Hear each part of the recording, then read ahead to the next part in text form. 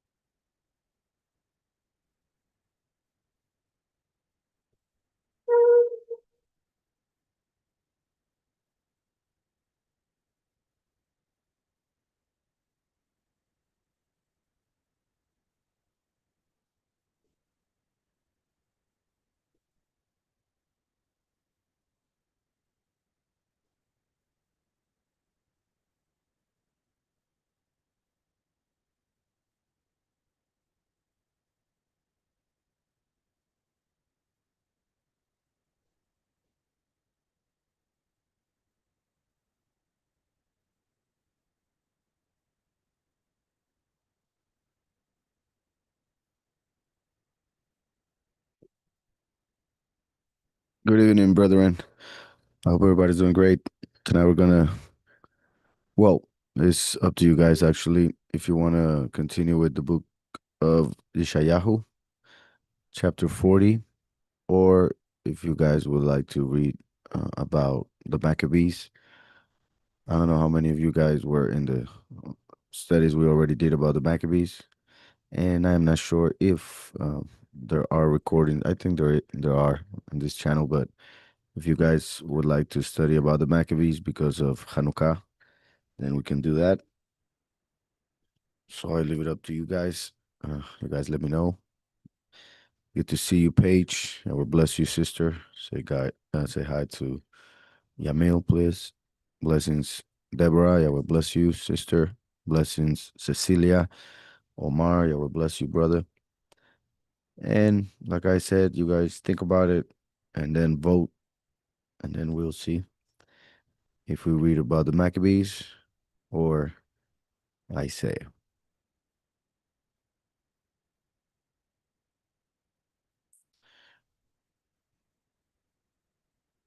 All right, so let's do the Maccabees.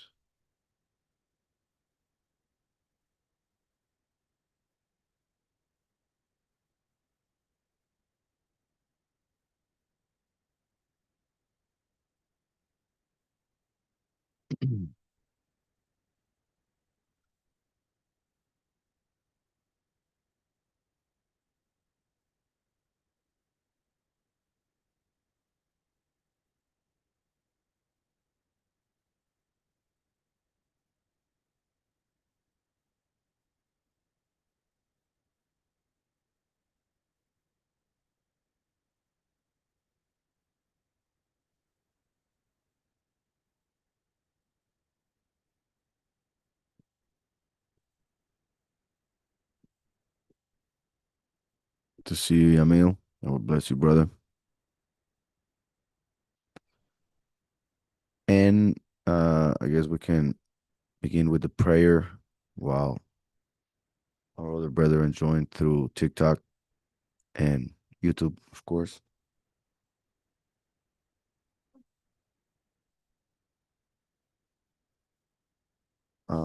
So give me just a second. Give me about a minute, and then we'll begin with the prayer.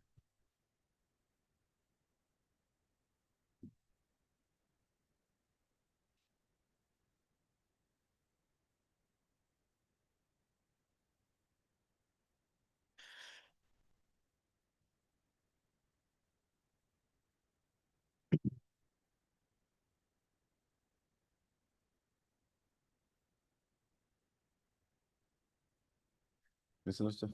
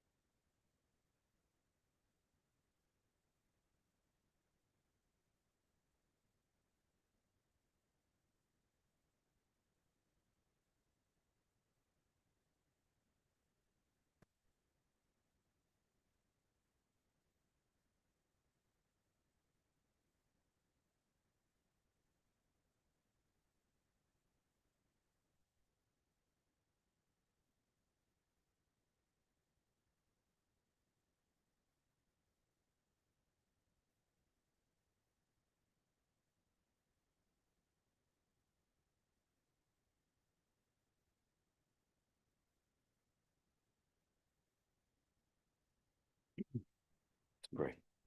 Baruch atah Yahweh Eloheinu, melech haolam, asher kidshanu, במזבותיו וציוונו להדליק נר של יום טוב חנוכה.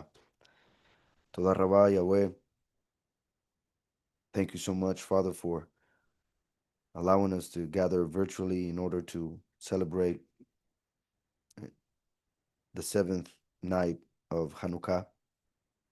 We ask you, Father, that your Ruach HaKodesh may come to us and fill our entire being with light as the Hanukkah grows in light.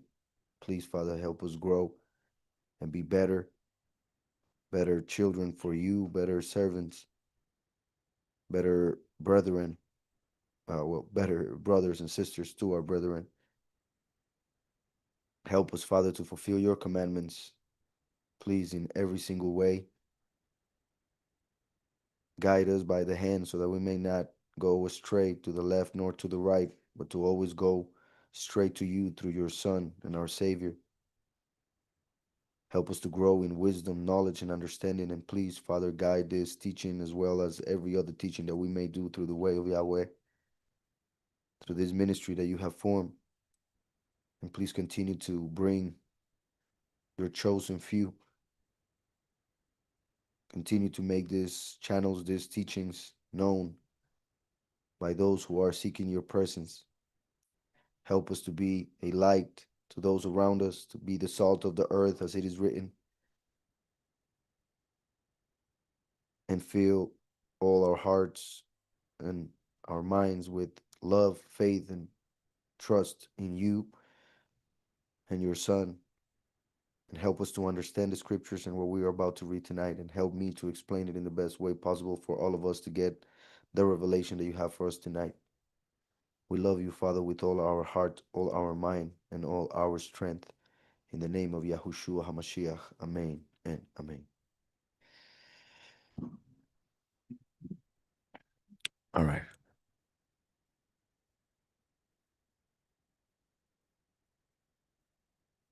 So, like I said, we're going to read the Maccabees.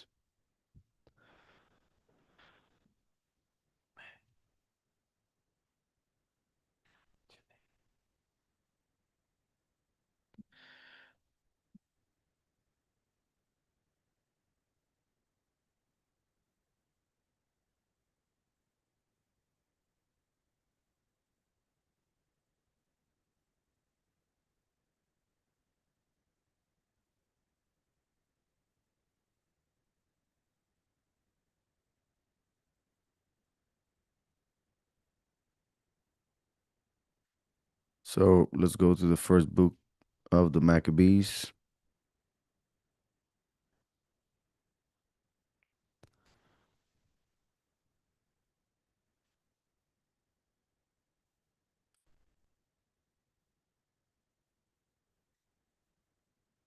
And let me share the screen for those on YouTube.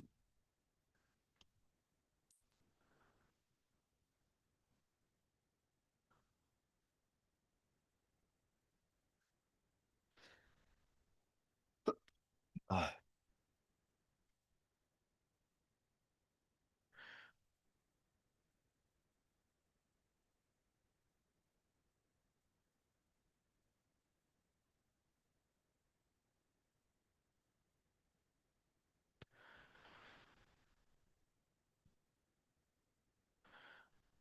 here we go.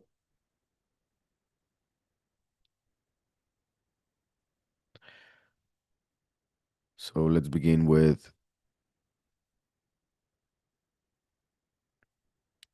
chapter 1, verse 11 through 15 of the first book of Maccabees.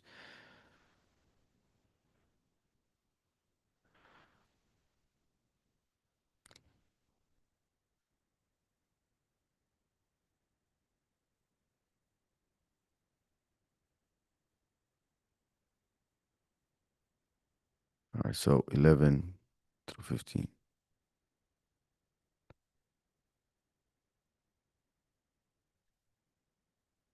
Um, well, I'm going to read from verse 9. And well, let me just check if there are any questions, comments, or anything before I start reading. And remember to always also ask any question that you may have regarding the subject. Please, hopefully, if not, doesn't matter. I guess I'll answer it still.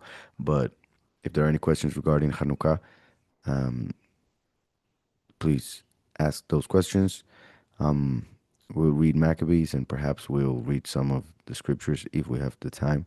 Um, Mainly to answer any of those questions because there are a lot of people who think that the feast of Hanukkah should not be celebrated, um, not really understanding what it's all about, and many claiming it is a rabbinic or Jewish feast that is not in the scriptures, which is not right either. And like I have said, the um, the feast, as you can see this year at least, is very close to Christmas, right? So that's why a lot of people think is the Jewish Christmas. However, when you look into the story or the history of it, you realize that it is actually the opposite of it. It is actually the triumph over the pagan feasts, the and mainly Christmas, because as we will see, the Greeks were celebrating the feast that nowadays they call Christmas, but was celebrated way before that, Saturnalia and also, well, the winter solstice, which they see as the death of the sun and then the resurrection or birth in this case. And since they mixed the worship of the sun with the worship of Mashiach, the Son of the Most High, then they created Christmas as the birth of the Messiah when is not that which is being celebrated, at least not the true Messiah, that of the Yahudim. Um, so, um, give me just a sec. Gabriel, Gabriel, Gabriel.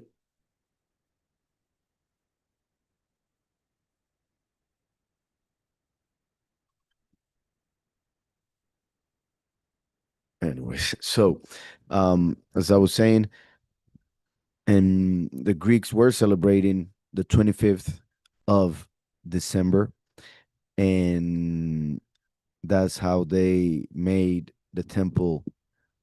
Um, well, they turned the temple into something abominable by the Almighty because they sacrificed a pig inside the temple. and we will see most of it, if not all of it, right now. But I'm just want to make a little short introduction because I repeat, the feast that we are celebrating is actually the triumph that Yahweh gave us over the pagan religions and the pagan feasts that came to make the temple impure, right? So, um, as we read here, verse 9. So Alexander reigned 12 years and then died. And his servants bare rule everyone in his place. And after his death, they all put crowns upon themselves. So did their sons after them many years, and evils were multiplied in the earth. And there came out of them a wicked root. Um, Wait, because this is important. However, I don't remember I read this with the other time in Spanish with um, did I?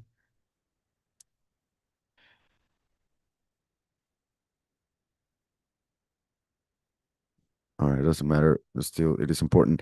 Um, this story right here was prophesied as well by Daniel way before it happened, hundreds of years before it happened. Daniel prophesied about it, and the prophecy within the book of Daniel, although it prophesies directly about this in a very perfect way, is more about our time, is more about what is going to be fulfilled in our time. So, um, here we have this guy, Antiochus, who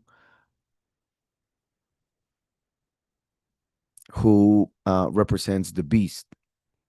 He is the one called the little horn in the book of Daniel, in the microcosm of the prophecy revealed there. What I mean by that, I repeat, is that he spoke about well, Daniel spoke when it comes to our time, which is the main idea of the prophecy, about the beast ruling over the earth, the beast being the world government, and the little horn being the world leader, right? And what he would do in the world, and what he will do as the beast of Revelation 13 as well, who will place an image of himself, well, an image, the image of the beast, an image that people will worship. And if they don't, they will be killed, right? As we see in the book of Revelation. Um, so that prophecy that we're about to see in our time had a smaller fulfillment in the time of the Maccabees, which worked as a representation of what will happen in our time. So it is an amazing teaching, the whole story that we will see tonight, and more that we are not going to see tonight, but that is in the books of the Maccabees, is a layout of how the end will be in the book of Revelation. And many of the things that I want to say right now, I think I'm going to say them throughout the study. So I'm not going to get ahead of myself. And I'm just going to read, and hopefully I won't miss anything. Reason why, in a way, is good for you guys to also ask, so that if there's anything I may be forgetting through the questions, perhaps it'll come up. But we'll see by the end when we see the questions. So, and there came out of them a wicked root, Antiochus, surnamed Epiphanes, which means um, the manifestation of the Most High, pretty much is what his name meant.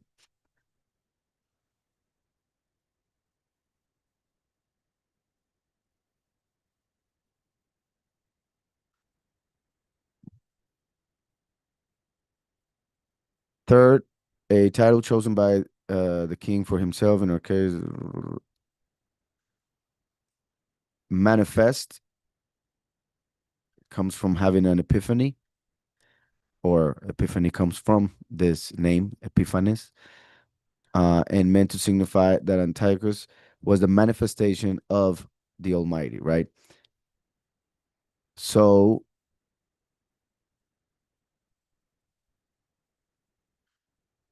But he's missing another name. That's not the only name I want to look for.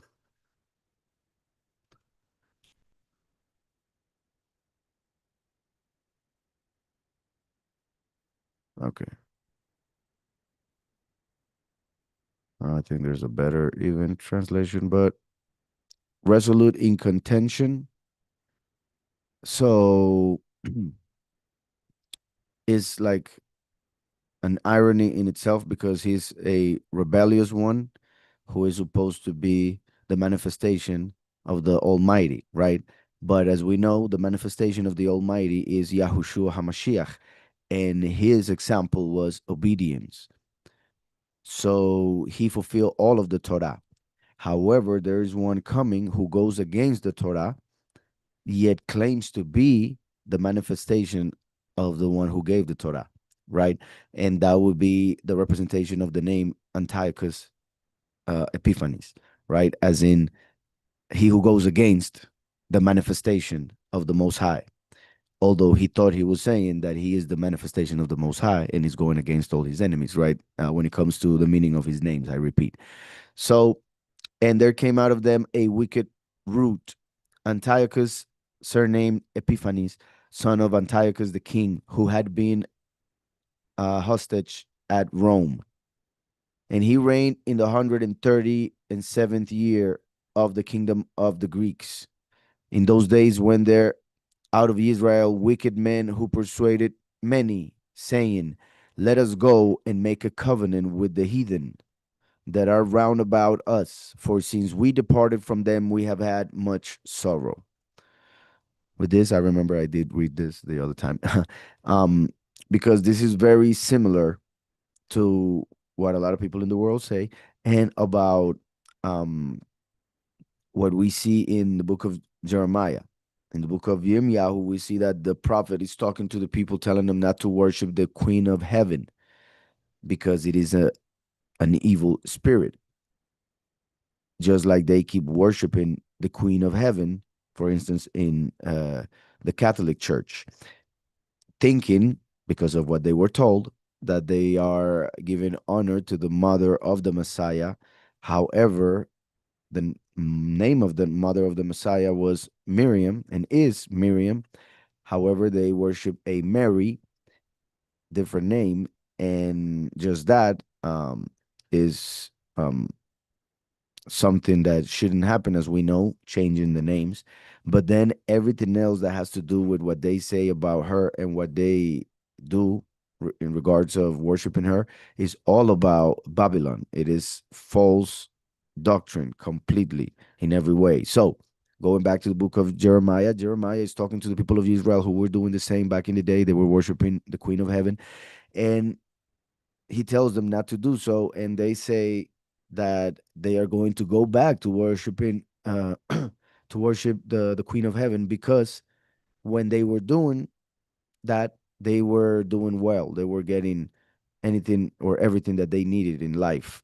Um, but when they stopped doing so, they started having issues. And this is something that happens often because it's part of the spiritual awakening. When we are awakened by the Almighty Creator and we realize that we are His children and not slaves of the enemy as we were in the world, then the enemy, who when we were with Him was a friend, the enemy will come against us. And that's why it is written that we do not wrestle against flesh or blood, right? Our battle is not against humans. Our battle is not against our brethren, although sometimes it seems like it is because of what the emotions and the world and their faces say, right? But um, the battle is with principalities, with authorities, with spiritual entities. That is our battle. So, since they are invisible, those who are of the physical, those who are of the world, earthly, natural, they think their battle is against their fellow men. However, we understand that there are spiritual entities which are invisible to this physical eyes, who influence those people who come against us or whatever they may do against us in this world. So uh, the the fact is that when we are in the world is actually covering our eyes and our ears, not to actually see or hear the spirit and what is going on spiritually. But when Yahweh comes to us and awakens us, then we realize that we were not where we were supposed to be. We go to the Father Creator and we follow Him through the way, which is Yahushua. But then, right when we do that, the enemy will come against us because he's going to see a threat now in us instead of one of his army, right? So when he comes against us, there are going to be things happening in our life, tests pretty much, that will come to see if we are actually gold, because gold is tested through fire, right? So if we are gold, we will need to go through fire to uh, prove it, right? And if we are consumed by the fire, by the test, by the trial, then we were not gold after all. And that's why people go back to the world, because they were not actually gold and couldn't withstand the fire. So we need to know that when we come to the Father, there's a battle that will begin. But the more we persevere, the better it will get, and then we will realize that mainly it was at the beginning, those tests I'm talking about that people run away from.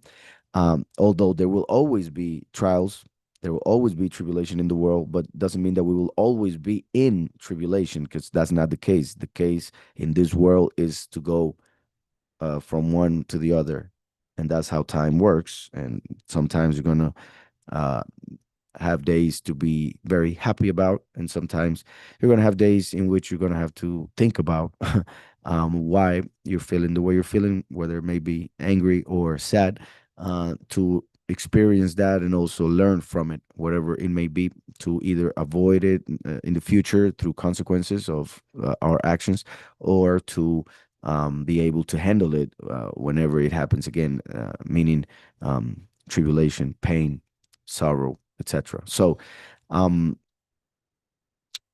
here what they say is pretty much the same as they said in the book of Jeremiah, and as I have heard from other people regarding coming to the Father, and what they start to go through sometimes makes them think that they are not in the right path, because they are not doing perfect, because they think that once they come to the truth, everything should be um easy, and there should be no sadness, and there should be no tests, and there should be no um effort, and a bunch of other things, sadly, which is part of the illusion that the enemy has put before their eyes and that they bought, right? So I hope all of that is understood. If not, just ask a question, please. So, as they were saying here, let us go and make a covenant with the heathen that are around about us. For since we departed from them, we have had much sorrow. So the Yahudim actually, well, not all of them, of course, thankfully, but many of them, as nowadays, those who claim to believe, they prefer to go to pagan beliefs, feasts, doctrines, um, teachings, traditions, because when they follow what they are supposed to, they will have sometimes trials. So, um, continuing. So this divide. Oh, I think it was to this verse, right? 15. So now let us go to verse 29.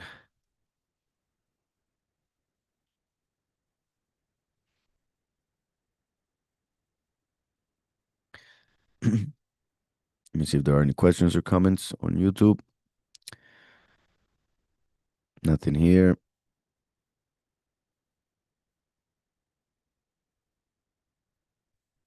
And let me see TikTok. Nothing on TikTok either, I think. And if by any chance you some like anybody, any of you asks a question, and after that I check and I say there are no questions, please ask it again. I'm not ignoring it. I don't do that. So it may be that it didn't appear on my device, as sometimes it happens, or that um I didn't see it. All right, so continuing. Like I said, 29 through 64 this is a long one. So it says, and the land also was moved for the inhabitants thereof, and all the house of Jacob was covered with confusion.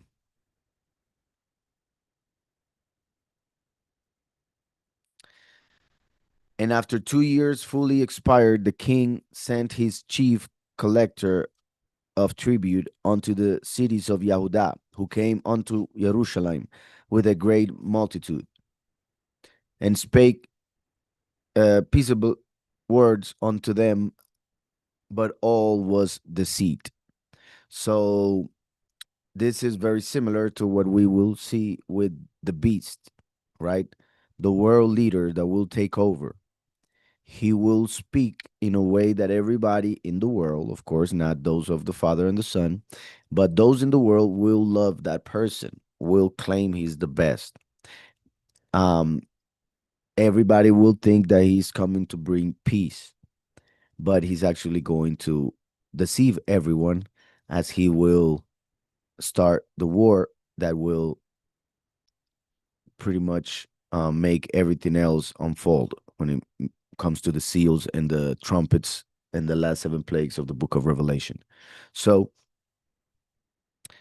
for when they had given him uh, credence, he fell suddenly upon the city and smote it very sore and destroyed much people of Israel. And when he had taken the spoils of the city, he set it on fire and pulled down the houses and walls thereof on every side. But the women and children took they captive and possessed the cattle. Then builded. Well, I don't know if you guys want to continue reading this this translation the way it is. It's just the one that came up, and since it had the Hebrew as well, I really liked it because I do like this website, but I see the translation is kind of like those Bibles of back in the day. So then builded they the city of David with a great and strong wall and with mighty towers, and made it a stronghold for them. And they put therein a sinful nation. W- This is very interesting, and I hope you guys understand what I'm trying to say without me having to say it in a way that I may be blocked. So the Greeks, they took over Jerusalem, right? And they builded as he says here, they builded they the city of David with a great strong wall. So they placed a strong wall around the city of David, and with mighty towers, and made it a stronghold for them. And they put therein a sinful nation, wicked men, and fortified themselves therein. So it's interesting that since the Second World War, they started the state of Israel, and most of the people who control it and live within its borders are not actual descendants of Israel. They claim to be, or sometimes some don't even claim it, but because most people don't really understand what it is to be an Israelite. But um, the point that by them saying that they are Jews, people think they are descendants of Israel, which is not the case in most cases of those who live in that part of the world. So they made a resolution back in 48 of putting all these people who claim to be descendants of Israel within the borders of Israel, and give them that part of the land, and that became a problem that lasts almost 80 years now, um, because there were people there already that Yahweh Almighty, owner of that part of land as well as the rest of the world, had decided that they could live there until there were others who decided they shouldn't, and then the war began and it hasn't stopped. Um, so also remember, and this is key. I mention it a lot. So, and one of the reasons why is because it is important in order to understand why what I just mentioned is the way it is or how that's the case. Remember that when Jacob, the father of the tribes, took the blessing from Yitzhak, which Yitzhak wanted to give to Esav, but the blessing belonged to Jacob for other reasons that I'm not going to mention here unless I'm asked about it. Um, well, the main reason is that Esav sold it, right? So he sold the first um, the birthright, being the first to have come out of his mom. So Jacob, having bought it in a legal way, then goes and takes the blessing, which was his because of the birthright that he bought. But the way he did it was getting dressed as his brother and claiming to be his brother. So the brother got very angry and he swore that he would get revenge. And he pretty much has throughout all of human history, ever since their time, of course, being an enemy. And what he ended up doing in a very wise way, as the serpent is, was just like Jacob got dressed as Asaph or Esau, the same happened with Esau throughout history. His descendants claim to be Jacob. So that's why nowadays everything is upside down, and they call good evil and evil good, and they call those who are not the chosen people the chosen people, as it is written in Revelation 2:9 and Revelation 3:9. So it's interesting that we read here regarding Hanukkah and regarding this whole thing that we're celebrating right now, Hanukkah. Just a second, and and everything that is happening in the land that we read here, and they put therein a sinful nation, wicked men, and fortify themselves therein. They stored it also with armor and victuals, and when they had gathered together the spoils of Jerusalem, they laid them up there. And so they became a sore snare, for it was a place to lie in wait against the set apart place, and an evil adversary to Israel.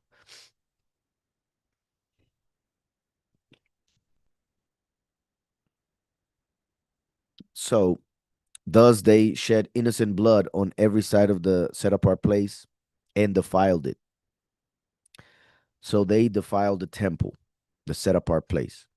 Now we need to understand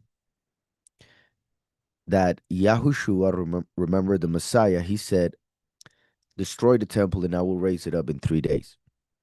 And as we know, he was talking about his body.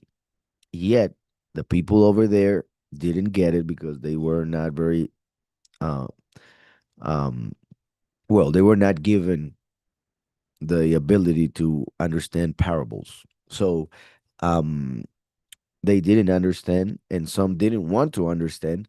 So they accused Mashiach of wanting to destroy the temple. But they didn't understand, I repeat, that he was talking about his own body. So he was actually teaching us that his body is the actual temple.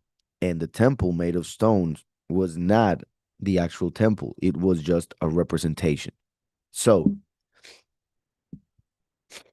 so when we understand that and we go back to the story that we have here, then we need to understand that they defile the temple just like the enemy wants to defile the body.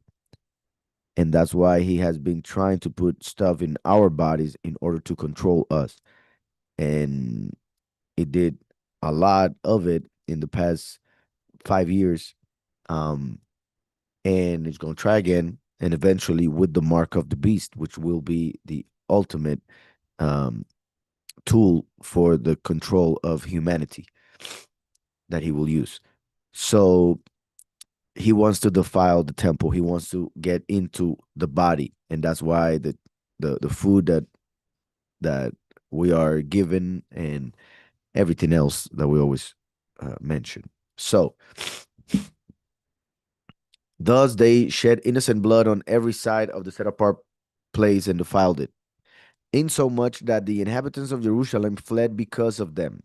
Whereupon the city was made a habitation of strangers, and became strange to those that were born in her, and her own children left her. Now, give me a minute, and I'll be right back.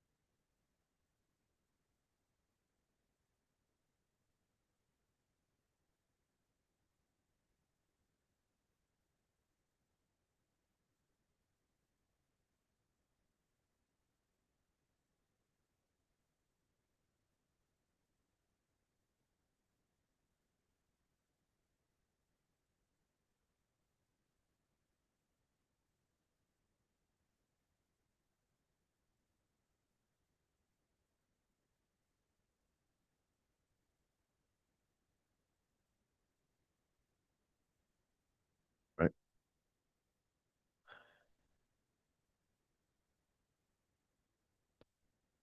So her set apart place was laid waste like a wilderness. Her feasts were turned into mourning, her Shabbats into reproach, her honor into contempt.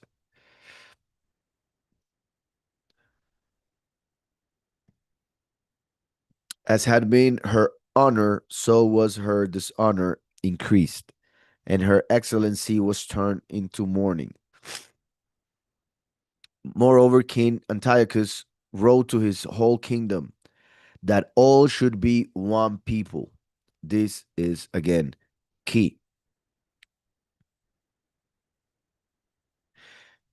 because, as I said, Antiochus represents the beast, the world leader of Revelation 13, the little horn of the book of Daniel. And as we know, as I just said, the world leader, he will be the leader of the New World Order. And what they want to do with the New World Order is to have one government, one army, one coin, and one religion. So, what Antiochus is saying here, moreover, King Antiochus wrote to his whole kingdom that all should be one people. So, what Antiochus was trying to do is what the beast is going to do very soon. What they have been trying to do forever, ever since the Tower of Babel. They were one there, but they wanted to be one against the Most High and go into the heavens and take over. So that's why Elohim had to come down and divide the languages. But I repeat, they want to go back to what Nimrod had in order to restore or to complete what Nimrod wanted to do. Sorry, I got allergy all of a sudden.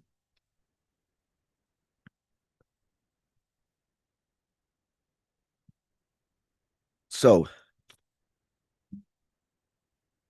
let's check. There are questions, comments.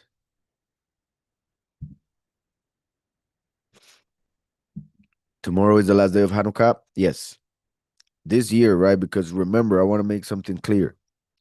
The Hebrew calendar is different than the Gregorian calendar. People, well, most people, us included, most likely everybody listening, uh, are used to the Gregorian calendar because we were born uh, into it, right? And we were taught about it, and all of it has been focused on that Gregorian calendar. But the Hebrew calendar is different. So, uh, even though Hanukkah reached all the way to tomorrow this year, next year it will not be exactly the same. It's not going to be the same days in December.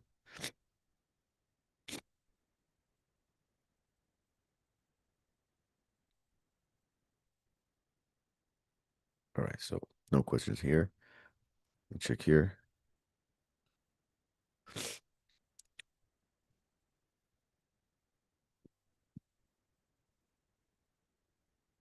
That's right, Uriel. All right, so I'll continue. No questions, I think.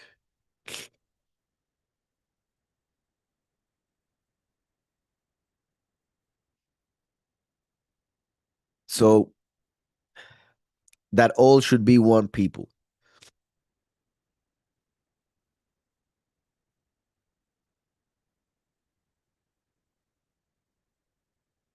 All right. And everyone should leave his laws. So all the heathen agreed according to the commandment of the king. So the heathen were down. They wanted to do the same because the heathen really don't care about the spiritual. It's all tradition, it's all um, fake, it's all an illusion, it's all control when it comes to the religion as it is seen and used in the world, right? So whatever the government tells them, yeah, whatever. Um, Not so with those who actually believe in the Most High Creator, who tells us the way we should live, and therefore, when a world leader or a leader comes to us to tell us to do um, otherwise, that's when there are issues, right? And they want us out of the world. So, and everyone should live his laws. Obviously, our law is the Torah, and that's the point here. And that's why they were fined because their laws are those of the government, but our law is that of the Creator. So all the heathen agreed according to the commandment of the king. Yeah, many also of the Israelites consented to his religion. So you see how it says many. Like, as we know, in the end, there are the many and the few. The many are called, but few are chosen. So here we have that many consented to this false religion, just like they did after Yahushua left. They consented to the false religion, Catholicism, that then became Christianity and everything else that came out of it. So uh, many also of the Israelites consented to his religion and sacrificed unto idols and profaned the Shabbat. So, interestingly enough, what did they do when they became Catholics? They profaned the Shabbat. They turned the Shabbat into Sunday, right? They started uh, doing everything focused on the Sunday, the day of the sun, instead of Shabbat, the day of Yahweh. Also, to his religion, that means the religion of the false leader, the world leader that will be the beast in Revelation 13, is the religion that he will establish for the rest of the world, the one world religion. And most of the people will agree with it because of, sadly, the lack of knowledge they have about the spiritual and about the Father and about the kingdom and about the prophecies and about the Son, the Messiah. So, and sacrifice unto idols. So basically, that would represent, obviously means killing animals in order to give them to offer them to a false entity, but in the spiritual sense, as we know, for instance, remember Hebrews 13:15, which says that we should do a sacrifice of praise, and that is the fruit of our lips confessing his name. Although I think this translation that I'm about to show is not the one for this. For some reason, this one they didn't translate it that well. I think it's this one. 13, 15. Through him, then, let us continually offer up a slaughtering offering of praise to Elohim. That is the fruit of our lips. You see, they write giving thanks, but it is confessing his name. So, yeah, not the best translation in this case. Although it's a very good translation, not in this case. I repeat, it says confessing his name. And just to show it, just in case, let's go, for instance, to the King James, which is going to have it the same way. But I will show something on it. The New King James Version, Hebrews 13:15. So it says, the fruit of our lips giving thanks to his name, right? But when we click here, it takes us to literally confessing. So why don't they write confessing if that's what is written in the literal sense? Then it should be there. So since they don't understand the importance of confessing his name, the translators are like, but why would you be confessing his name and that will be a sacrifice? That makes no sense. So it should be giving him thanks, which is not a sacrifice either, because that should be our way of living, giving him thanks all the time in everything that we do.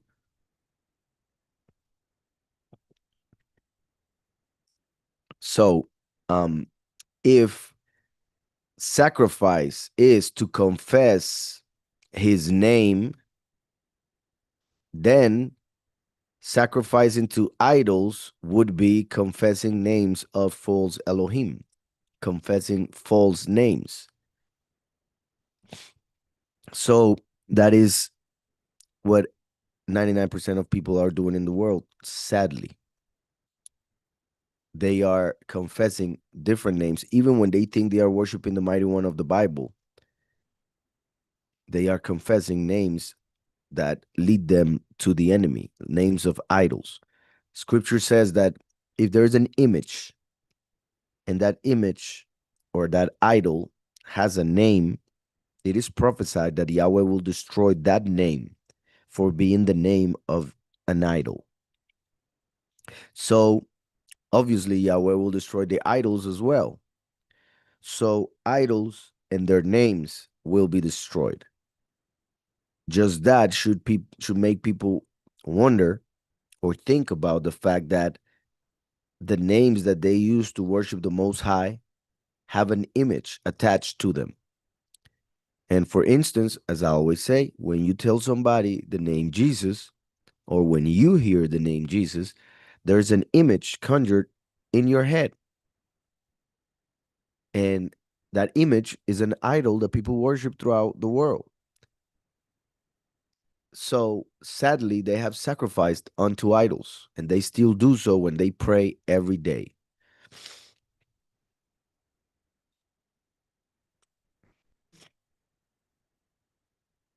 So,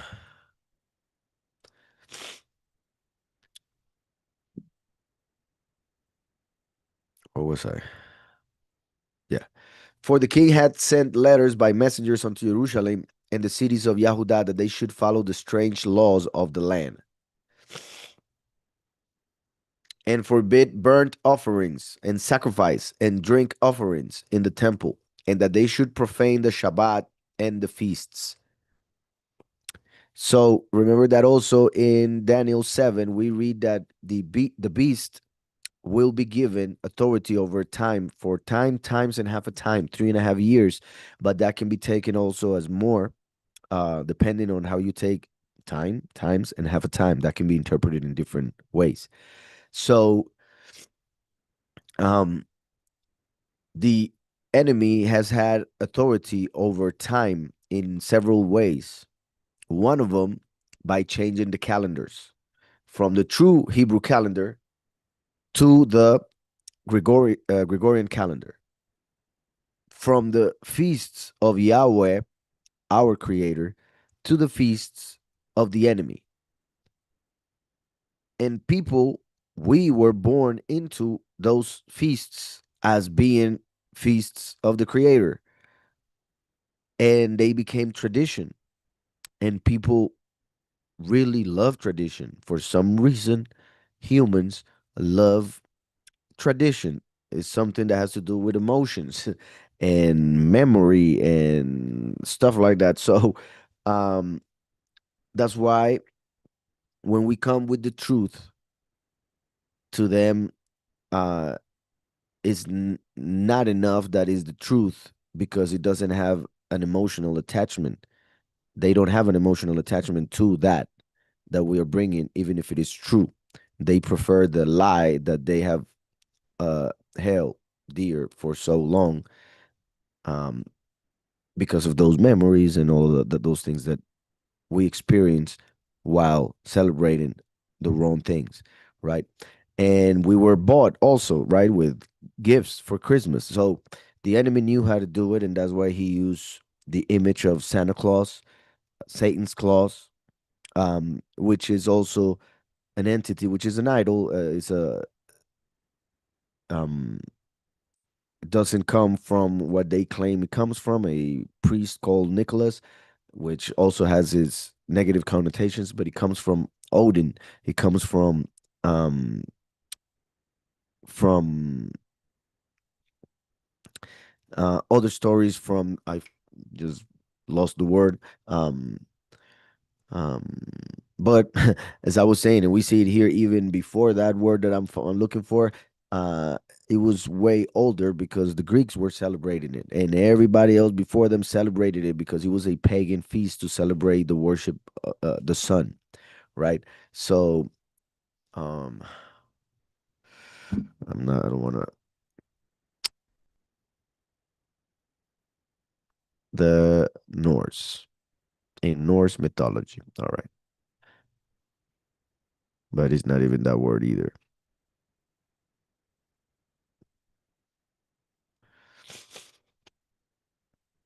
All right, so as I was saying, Santa Claus is a mix, and one of the main entities uh, represented in Santa Claus is Odin, right? The supreme god of Norse mythology.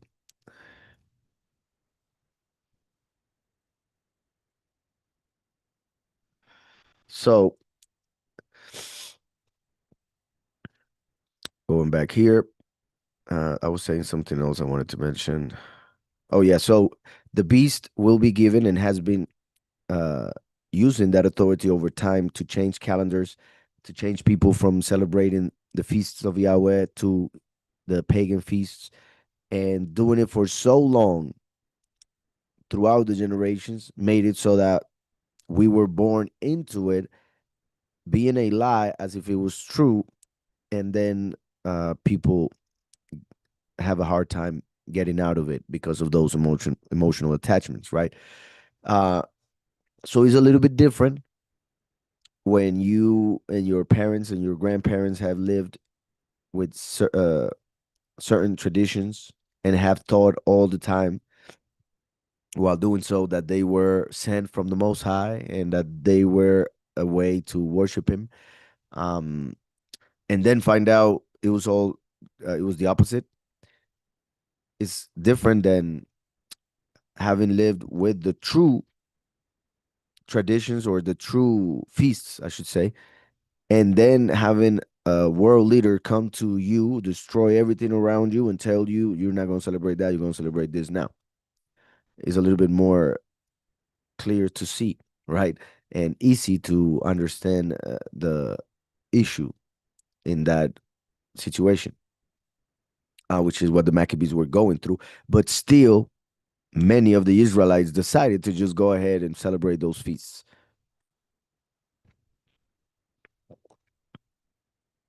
Um, or something else I wanted to say. Oh, that even though I just said that, well, the true feasts, right? Because they come from the Torah. However, we must remember that Yahushua HaMashiach had not come yet. This is around 150 years before Yahushua HaMashiach. So with Yahushua came the truth and the favor. So that means that none, neither the Israelites nor the Greeks, knew the truth. But the Israelites were closer to it because they had the Torah. So the truth is in the Torah. However, they couldn't understand the Torah. So that's why they were not in the truth, even though they had the Torah. I hope this understood, because I don't want anybody interpreting what I said like they were doing everything right and according to the true Torah, because they were not either. They had issues with the understanding of the letter, sadly, but it's part of history. So, continuing, and pollute the set apart place and the set apart people, set up altars and groves and chapels of idols, and sacrifice swine's flesh and unclean beasts. So, instead of sacrificing the lamb, for instance, for Pesach, the feast, they would sacrifice a swine, a pig. And remember that pig in Latin is pronounced sus. So it's interesting that both in English and Spanish, for instance, Jesus or Jesus has sus as part of it. And I just mentioned how pronouncing the name Yahushua is a sacrifice of praise. Hebrews 13:15. So pronouncing a false name, that of an idol, and in this case, a name that has as a part of it the term swine or pig, is quite interesting and telling, I would think, of that being a name that we shouldn't pronounce, mainly when it comes to worshiping the Most High and His Son. Hold on. All right. So as I was saying, it's interesting that in the Latin language, Zeus is pig. They were sacrificing a pig in the temple. And a sacrifice of praise is to confess his name. But if you confess a different name, then you are confessing idols. You are sacrificing to idols. And the main idol in the world has as part of his name the word Zeus, which means swine in Latin. And I repeat, that is very interesting. Also, swine is the main uh, dish in most of the world when it comes to celebrating Christmas. There are parts where they may change it a little bit or because of the tradition or whatever, but that's the main sacrifice for Christmas, a swine. And interestingly enough, the swine or the wild boar was the animal that represented Asaph, Edom, Rome, Latin, etc. So, continuing, and well, before I continue, I think I'm going to read more about it. But remember that the temple, as we already spoke, is the body, the human body is the temple of Yahweh. Now, Antiochus, as the beast, sacrifices a swine, a pig inside the temple. He himself thinks to be the manifestation of the Most High Creator. Something interesting about Antiochus was that he would claim that he was able to walk on water, something which he never did, of course, and was never, well, I never saw it, right? I never saw any historical information about it other than that he claimed it. So I don't see any evidence of it, right? We will have to see if through magic or whatever he was able to do so. But the thing is, he would claim to be able to walk on water because he claimed to be the manifestation of the Almighty Creator.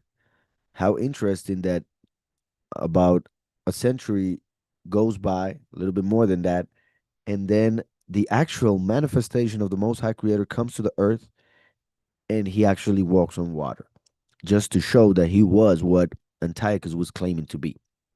So, anyway, going back to Antiochus, him as the beast and the one man who will believe to be the Almighty in the flesh, he will prepare an image, a human body, a temple, and then he will make the ritual that he needs to do. Well, not even him, his false prophet, to make the spirit of Satan enter that body. And that spirit of Satan is pretty much the swine that Antiochus was sacrificing within the temple. So a pig in the temple is a representation of of the, give me just a second. The pig being sacrificed in the temple is a representation of Satan entering a human body. So that will be the true false messiah, normally known as the Antichrist. Sadly, most people think that the Antichrist is the beast.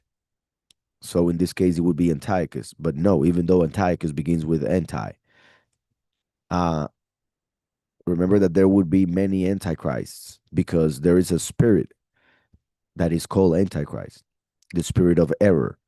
And that spirit will eventually enter the body prepared for it. And that will be the ultimate Antichrist.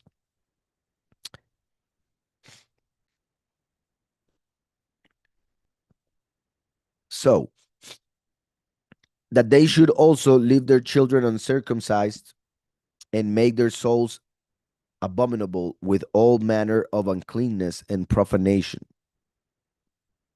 to the end they might forget the law and change all the ordinances. So there were four things, main things that Antiochus prohibited the Israelites from practicing. One, using the name of Yahweh. After the Maccabees were able to take over, the priests eventually decided to keep that law and to forbid people from using the name. And that's how it started, sadly. So he was prohibiting people from pronouncing the name of the Most High Creator Yahweh, from having the Torah, from circumcision, and from keeping the Shabbat or the feasts. So the enemy did that throughout the centuries by changing for Christians from Shabbat to Sunday, from the feasts of Yahweh to the feasts of the pagans, of the heathen, um, from being uncircumcised in the heart and the ear, because many are circumcised depending on where you live. They keep circumcision. But I repeat, the truth came with Yahushua. Before that, it was all about the letter and the flesh. So the only understanding of circumcision was that of the flesh. But after Mashiach comes, he gives us understanding of the true circumcision, which is that of the heart and the ear, the spiritual circumcision. And that spiritual circumcision is not provided by the false doctrines that the world follows. So I already mentioned the Shabbat, the name which they changed for Jehovah or for God or for Lord, all of those referring to the enemy. So they did the same with the name. They did the same with the Shabbat and the feasts. They did the same with the spiritually with the circumcision. And what was the other one? Um, oh, the Torah. They made people not want to read. They made people be afraid of the scriptures or think that they will go crazy if they read the Bible or whatever they did, because they also had forbidden people from reading the Bible back in the day. And a lot of people died for it. But eventually, with the press and a bunch of other things, they couldn't uh, hold it back anymore and they had to allow it. So, since they had to allow the reading of the Bible, they had to change culture into one that would not want to read, even though they had it available for them.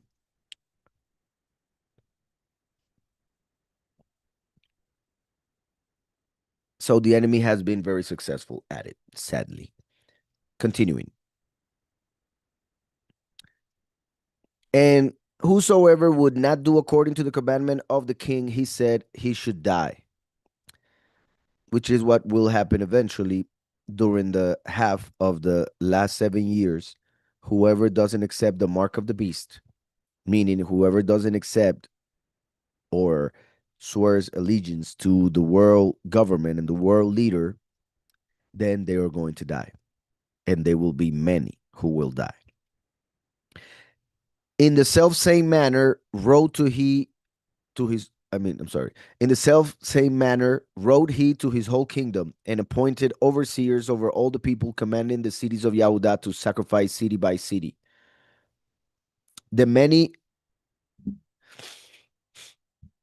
Then many of the people were gathered unto them to wit everyone that forsook the law, and so they committed evils in the land and drove the Israelites into secret places. This part is also important because remember that there's a second Exodus coming. And it will be because the beast will be taking over the world and will go to force people to get the mark of the beast. So the chosen few will have to go to secret places to find refuge away from their jobs and homes, away from wherever they normally are, because they will be, um, the enemy will go to look for them. And drove the Israelites into secret places, even wheresoever they could flee for succor.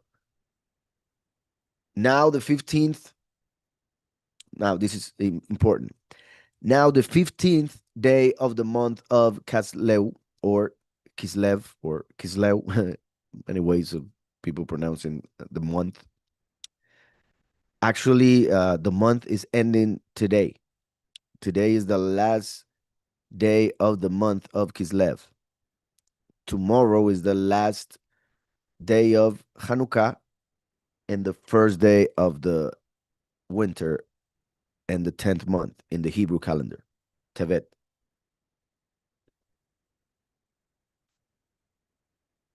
So, pretty much 15 days ago. Now, the 15th day of the month. Now, this is very important as well. I hope you're following me here because remember that in the previous verse it said that the Israelites had to go into secret places. And what he mentions is the 15th. Why is that important? Because the second Exodus will happen on the 15th as well, but of the month of Tishri. Something interesting regarding Kislev and Tishri, or the ninth month, Kislev, and the seventh month, Etanim, or Tishri. The seventh and the ninth month are connected because of the story of the Maccabees. Because the Maccabees wanted to celebrate Hanukkah. Sorry, they wanted to celebrate Sukkot, but they couldn't celebrate it the way they would celebrate it normally because they were fleeing from the Greeks. They didn't understand that the feast was actually being fulfilled in their time because they had to flee from the Greeks. And that's what the Feast of Sukkot represents, being away from the civilization, right? Being away from society to be in tents, to represent how we were living in tents when we came out of Egypt. So since the Maccabees couldn't celebrate Sukkot as they were celebrating it year by year, then when they took back the power over the mountain, over the Temple Mount, then they celebrated Sukkot on the ninth month, on Kislev. And that's why Hanukkah is an extension of Sukkot. Hanukkah is a reflection of Sukkot. And that's why it lasts 8 days. Because Sukkot has 7 days of feast, and then the eighth is called the Feast of Shemini Atzeret. So that's why Hanukkah has 8 days of feast, because I repeat, is the reflection of Sukkot. And Sukkot begins on the 15th of the seventh month. And that will be the day, all points to that day as the day in which the abomination of desolation will manifest, meaning when the false Messiah will manifest on this earth. And that is the day when the chosen few will have to flee, to escape. So it's interesting that this chapter mentions the Israelites escaping, finding refuge, and immediately mentions the 15th day because that's what the rest of the scripture points to when it comes to the second Exodus. So now the 15th day of the month of Kislev, in the 140th year, they set up the abomination of desolation. Look at that. A confirmation that the abomination of desolation will manifest on the 15th. This is important, super important, and I hope you follow because the abomination of desolation is mentioned in the book of Daniel. And like I said, Daniel prophesied about this, but his prophecy was mainly about our time. And that is why when the Maccabees write the abomination of desolation, because they saw it happen, a representation of it, they thought it was the actual manifestation, but it was a representation. When Yahushua comes later on, Yahushua says, and when you see the abomination of desolation spoken by the prophet Daniel, spoken of by the prophet Daniel, he who reads understands. Those who are in Yahudah flee to the mountains. So Yahushua says that, and it appears in Matthew 24, Mark 13, Luke 17. Yahushua is saying, when you see the manifestation of the Antichrist, the true Antichrist, the false Messiah, then don't go towards him as the world will go towards him. Go away from him.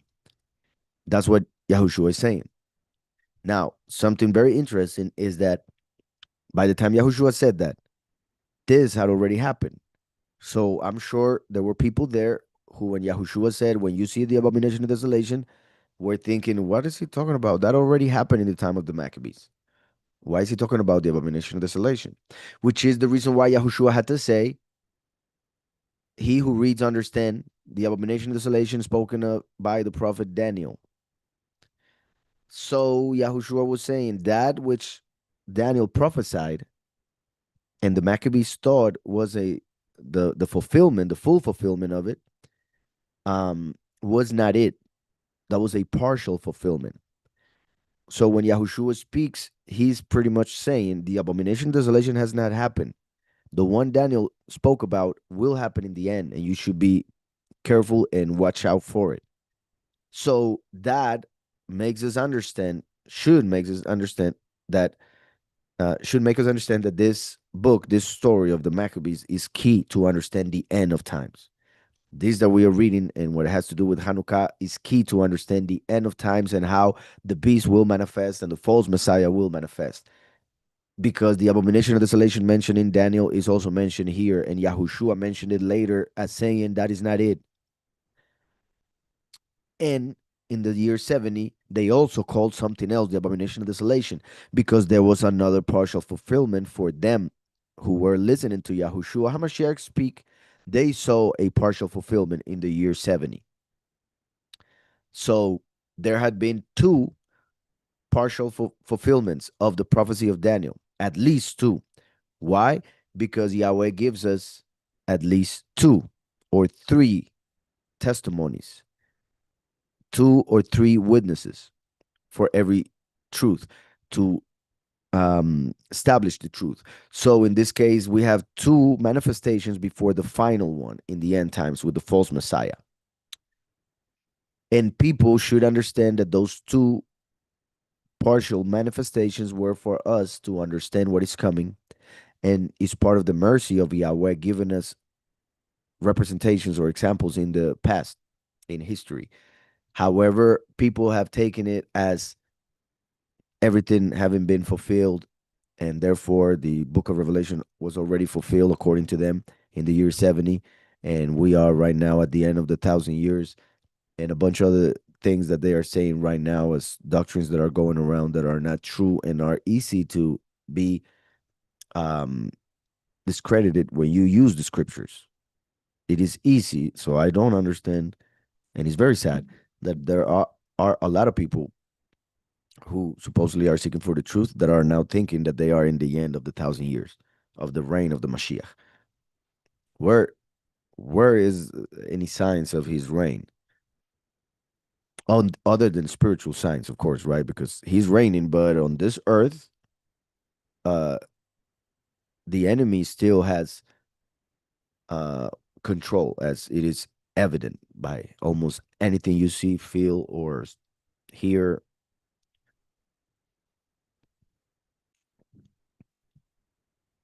So they set up the abomination of desolation upon the altar.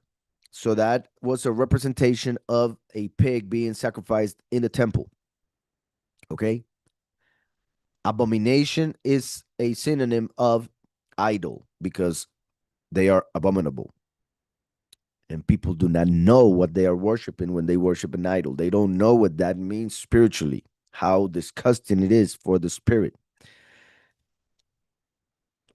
And desolation means destruction because through that abomination, they were destroying the temple. They were destroying their belief. They were destroying a bunch of other things. But in the fulfillment that we will have in our time,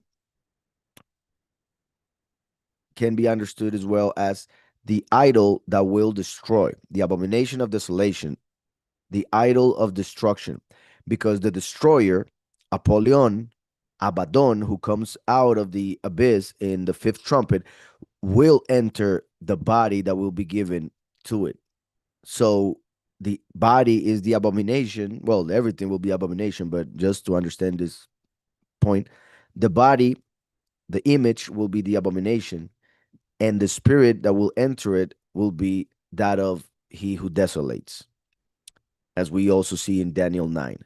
So they set up the abomination of desolation upon the altar and build it idol altars throughout the cities of Yehuda on every side, and burnt incense at the doors of their houses. So they were this is a representation of people praying to a false mighty one. Now, how interesting that they were burning incense, which represents prayer and works, at the doors. Who is the door? Yahushua. So by them burning incense at the door of their houses represents that they were praying to a false Messiah, and burnt incense at the doors of their houses and in the streets. And when they had rent in pieces the books of the law which they found, they burnt them with fire. And whosoever was found with any um and whosoever was found with any book of the testament, or if any committed to the law, the king's commandment was that they should put him to death.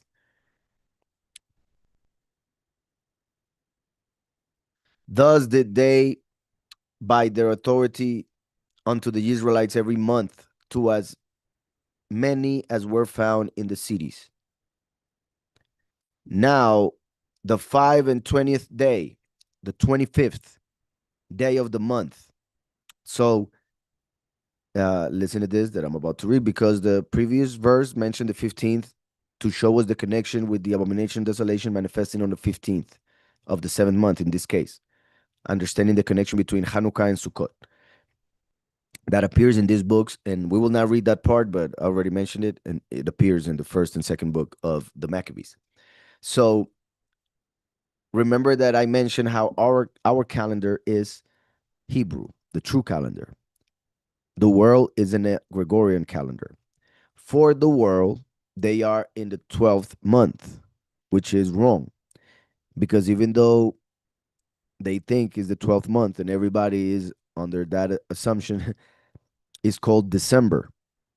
And the root of December is the number 10, as the root of September is 7, and that of October is 8, and that of November is 9. So they changed the months. They added a couple months. Well, they added different names and put them in a order that they were not supposed to be. So they um, moved the months a couple months. So that's why now the 7th is the 9th, the 8th is the 10th, the 9th is the 11th, and the 10th is the 12th, right? So December is actually the 10th month. I hope this understood.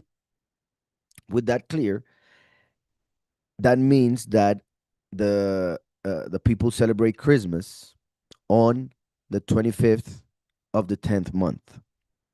That's what it is. And that's how they would celebrate it back in the day.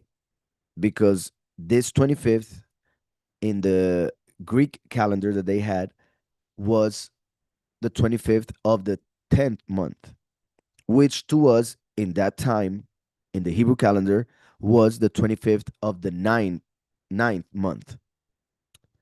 All right. So the only difference in that year was the difference of the month. It was the same 25th, but to us was the ninth, and to them was the 10th. Hope that's understood. So to them was the 25th of December. To us, the 25th of the ninth month, Kislev, right? And that's why we celebrate Hanukkah on the 25th of the ninth month.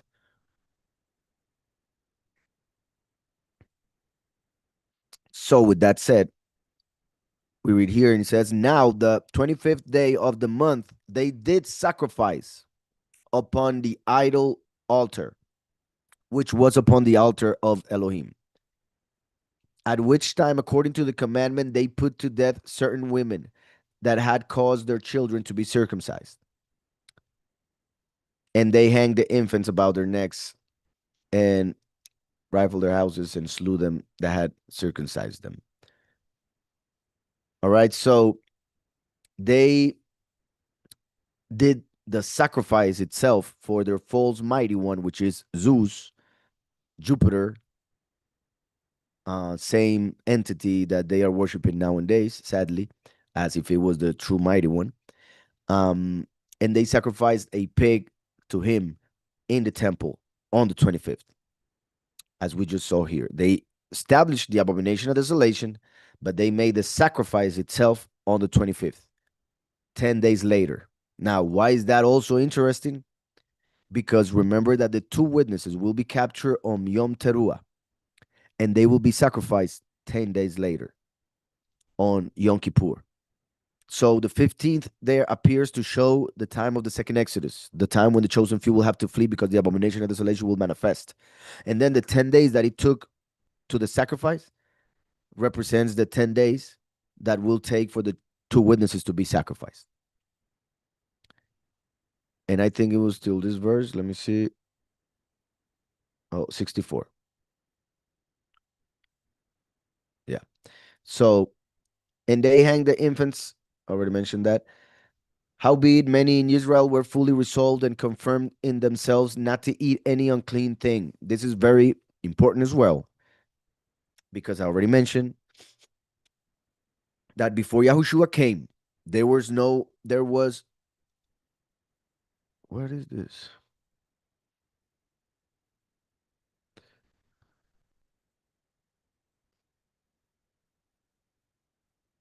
Why does it say 64, but it reaches to 62? That's weird.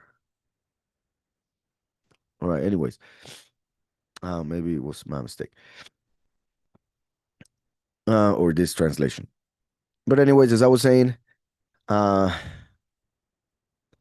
before Yahushua, the truth was not understood and still isn't for most. But the truth had not been revealed. So the true interpretation of scriptures had not been received by any, not even Moshe. In fact, Moshe received the letter of the Torah, and then it is said by the Jewish people, that he received the interpretation of it in an oral way, which he wasn't supposed to write, with which is already suspicious. So that is the Talmud. And if that was the case, and it did happen with Moshe, which is possible because of what Galatians says, then it was Baal, the one that was giving him the interpretation. So even though they had the Torah, the interpretation they had of it was that of the enemy, a wrong interpretation. And that's why everything had to do with the flesh, because the letter kills, but the spirit gives life. The spirit had not been given yet. So it was all about letter and death. So since it was all about the letter and the flesh, when they would read the verses about not eating this or that, they thought it was really in the literal sense or talking about flesh, eating flesh. So they would not eat a bunch of things. And that's okay in the sense that it's a diet. The kingdom of Yahweh has nothing to do with eating and drinking. Flesh and blood will not inherit the kingdom.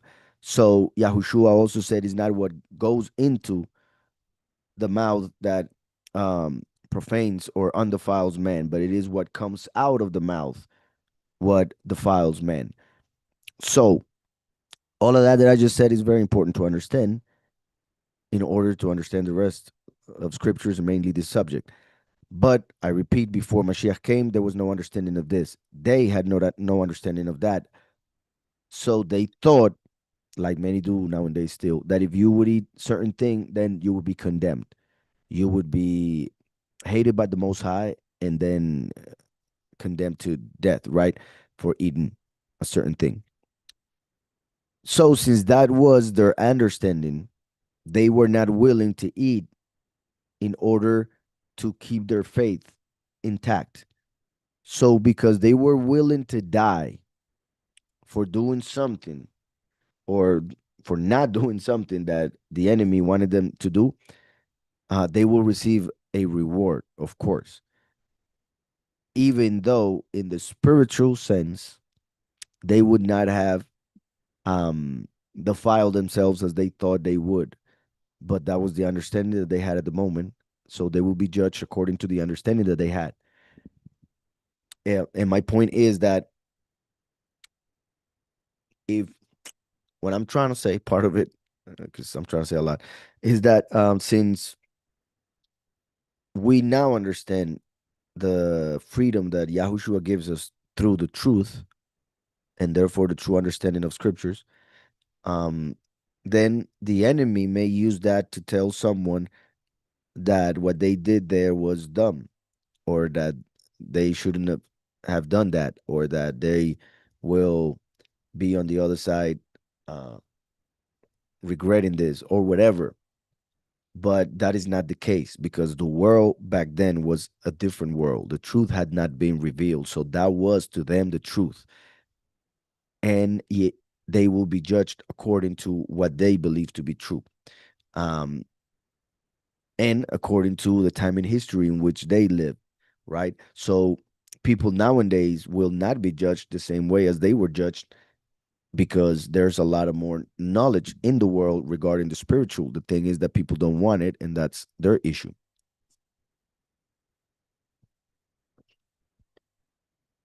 So, howbeit many in Israel were fully resolved and confirmed in themselves not to eat any unclean thing. So, what does this represent?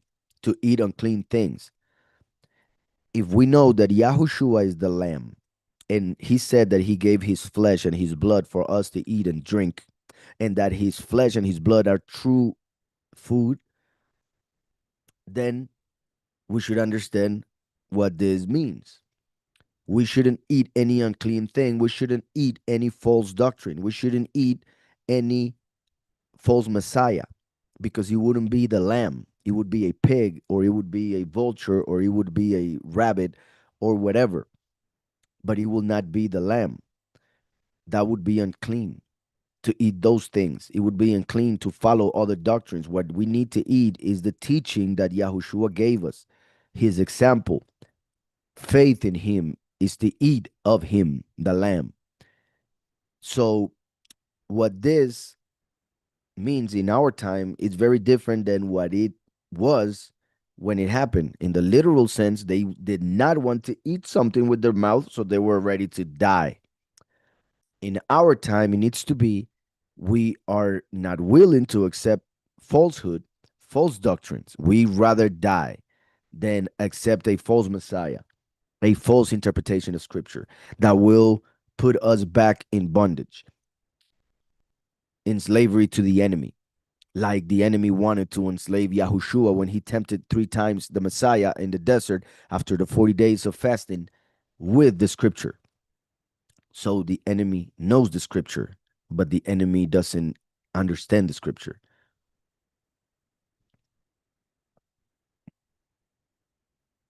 Wherefore wherefore they rather to die than they might not be defiled with meats, and that they might not profane the set apart covenant, so that they died. And there was very great wrath upon Israel. Very great wrath.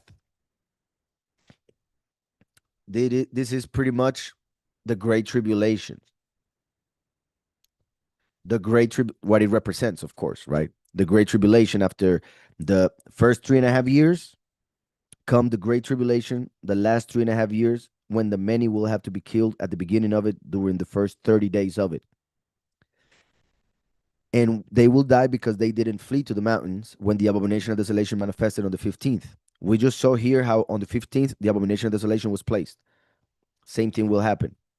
And after that, the last 3.5 years, the great tribulation. So it is perfect to see here how the enemy plays the abomination of desolation. It mentions the 10 days for a sacrifice. And then he mentions that he goes to kill everybody who doesn't believe or accept his rule.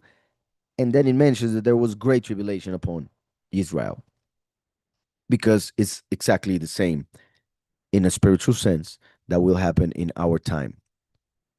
So let me go and see questions.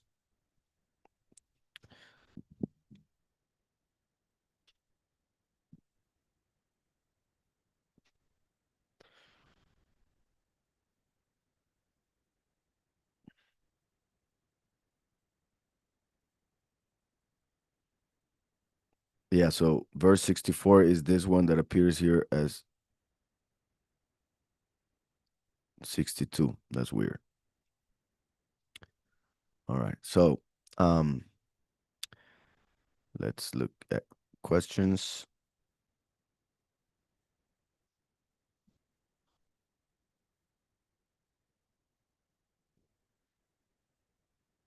I guess there's a fight here. Let me look at it TikTok first.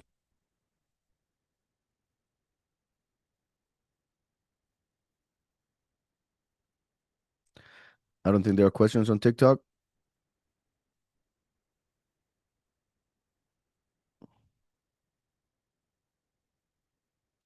And yeah, the first day of winter for those on top of the, well, on the north pretty much. Um because from the other perspective, from the south, it would be opposite.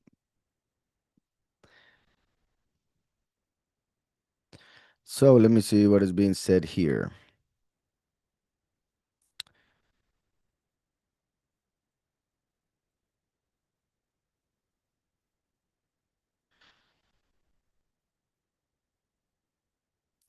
All right, so I don't know if this is for me or if there are questions, but I don't think they're questions. He's just saying.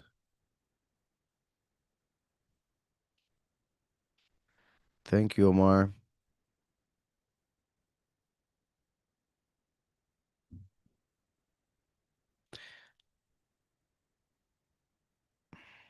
I don't know what's the point here of Gwen Nego.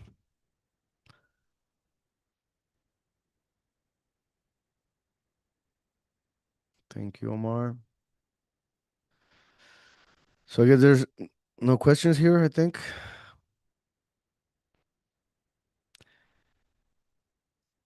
And yeah, sadly, a lot of wrong statements are being said on the chat. And so and it's so funny. Well, funny in a sad way. Um, to see the comments that some people that come around leave on the chat. Um, and it's very common to see it, right? How people come to teach, not to learn, or to say, not to ask, um, to demand, etc. Um, and in this case, for instance, it's interesting to see how many, like, thankfully, like, thank Yahweh that He has revealed to us His name and the true name of the Son and the titles and the wrong titles that we were pronouncing and using. And now to see people who are thinking or even claiming to give honor to the Most High, yet do so with so many bad words from the perspective of the Most High, right? Using a bunch of false Elohim to try and convey a message that actually just comes out as very pagan and erroneous, right? So,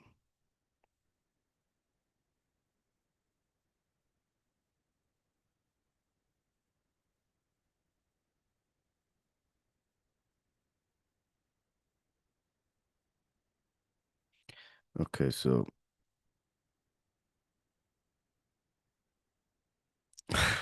Omar. All right, no questions. Thank you, brother. So I guess he left. Yeah.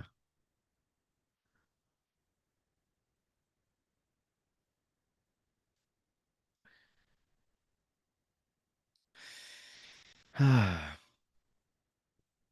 it's also interesting to see the same spirit, right? Because I repeat, we're not um against flesh and blood. We're not battling against flesh and blood. It's against spirits.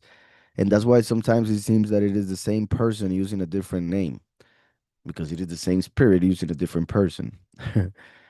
um so from our perspective, and I know many of you guys also notice it in this and mainly in the other channel as well, the Spanish one, how people come around and they always act the same and it seems like they are the same. And sometimes they will be the same using a different name because they do that, but most of the time it's just the same spirit. So it seems to be the same person.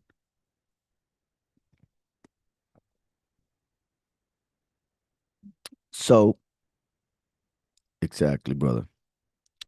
All right, so now let's go to First Maccabees chapter 2, 6 to 11.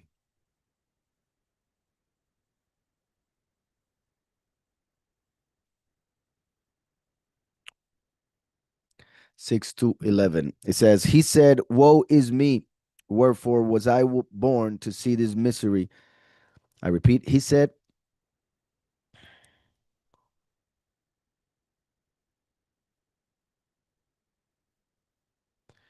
um,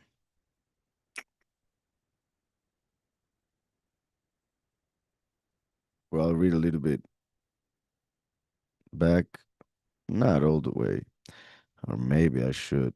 Let me just put it here from verse 1.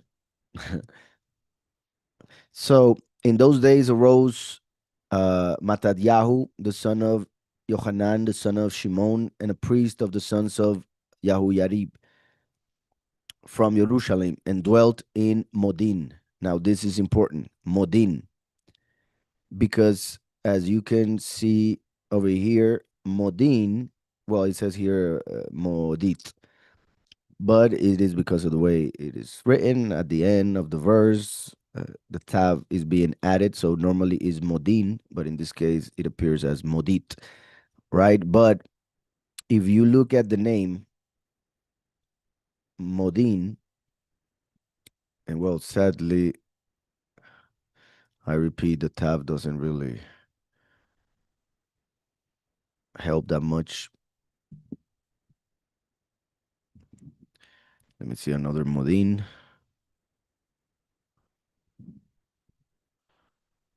Um,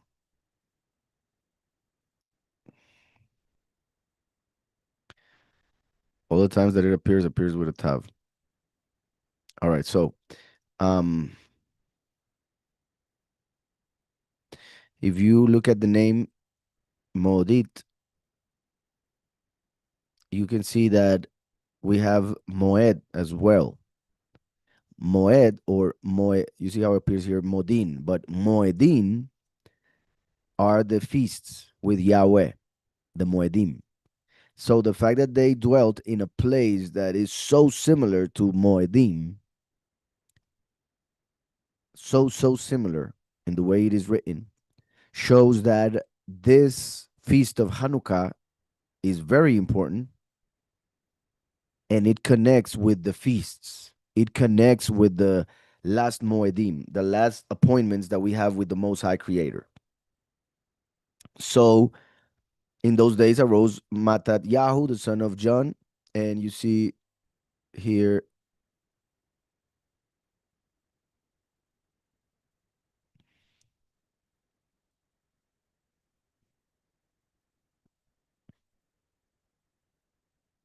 didn't say much. So um, they dwelt in Modin, and he had five sons. Yohanan called Kadish, Shimon called Tashi, Yahudah, who was called Maccabeus or Maccabee, Yahudah, who was called Hammer, MC Hammer. So Yahudah, who was called Hammer or Maccabee, Eleazar called Avaran, and Yahunatan, whose surname was Afus.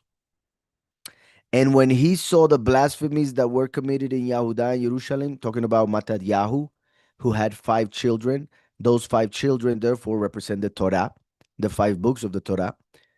And when he saw the blasphemies that were committed in Yehuda and Jerusalem, he said, "Woe is me, wherefore was I born to see this misery of my people and of the set apart city and to dwell there, when he was delivered into the hand of the enemy and the set apart place into the hand of strangers." As I said the other day, one can understand, and I maybe all of you guys can understand feeling this way. And I know we cannot compare to the way things were happening around him, so close to his household. But what we see there has been happening throughout the whole world. And we were born in a world that was already upside down. So many times we feel like we don't belong in this world.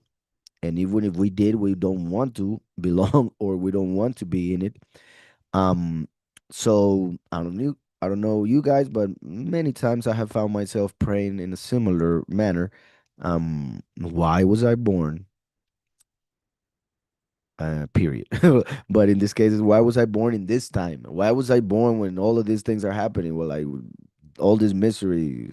So you can do that and remain in that state and not get up and not be able to actually see the purpose of it, because Yahweh has a purpose for everything, and we need to understand that if we were born in a certain time in a certain place, Yahweh made it happen with a purpose.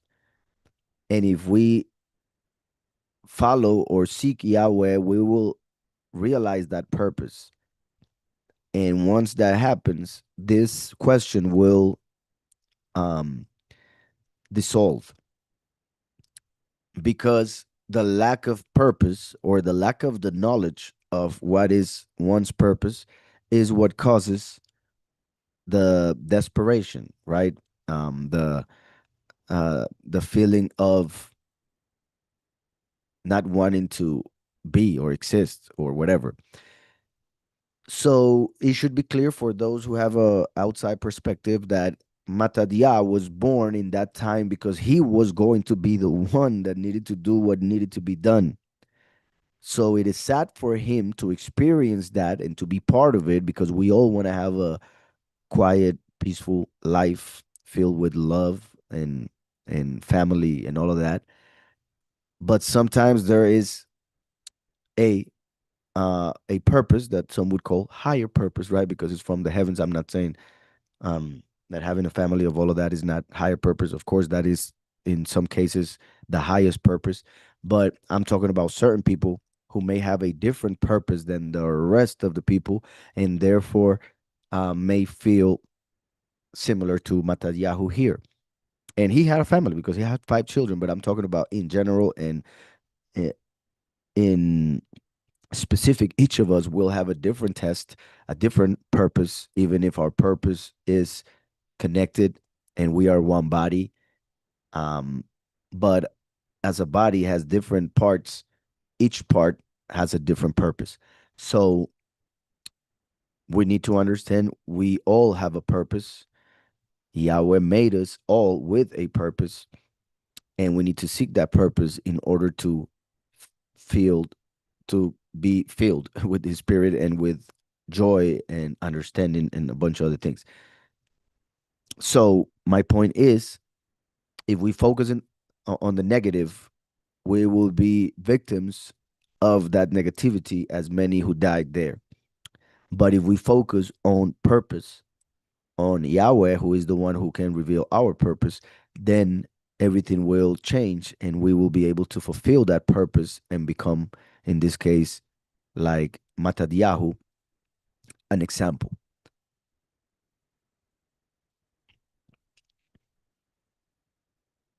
May be an example of faith, of course, right? So, um, he said, "Woe is me! Wherefore was I born to see this misery of my people and of the set apart city, and to dwell there when it was delivered into the hand of the enemy, and the set apart place into the hand of the strangers. Her temple is become as a man without honor."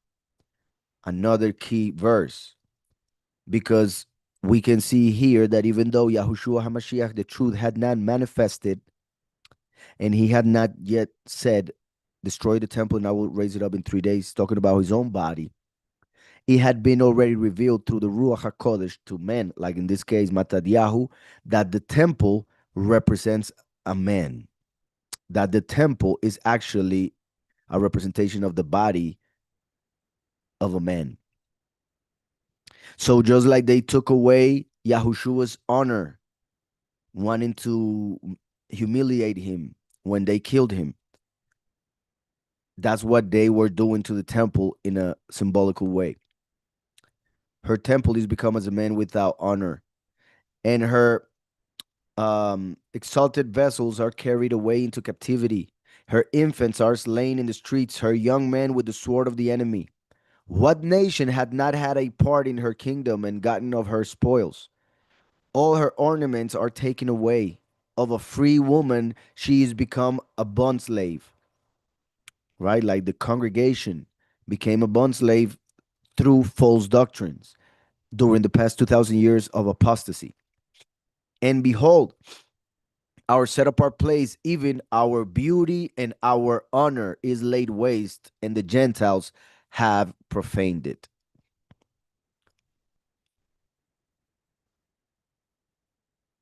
So now let's go to verse 29.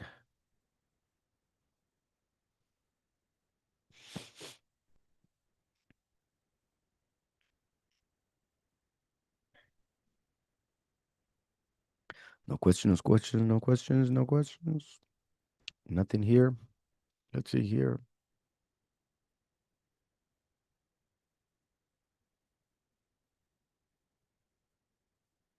That's right, Uriel.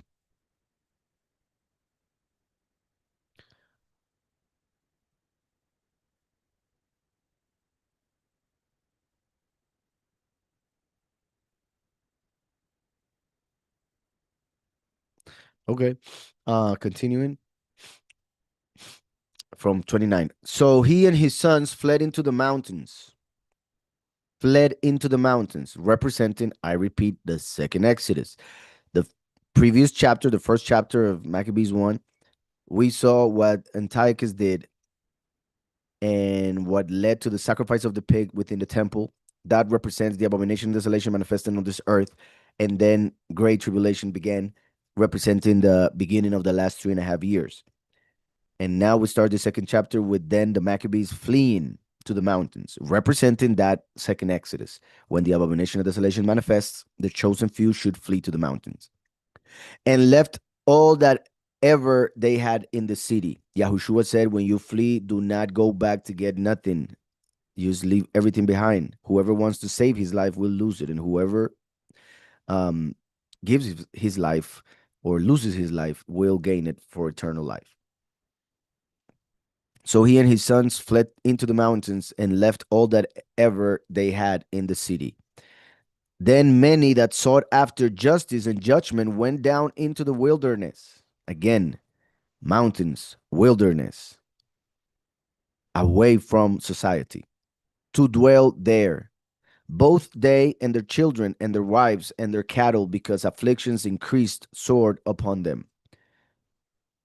Now, when it was told the king's servants and the host that was at Jerusalem in the city of David, that certain men who had broken the king's commandment were gone down into the secret places in the wilderness, they pursued after them a great number, as we see in Revelation 12.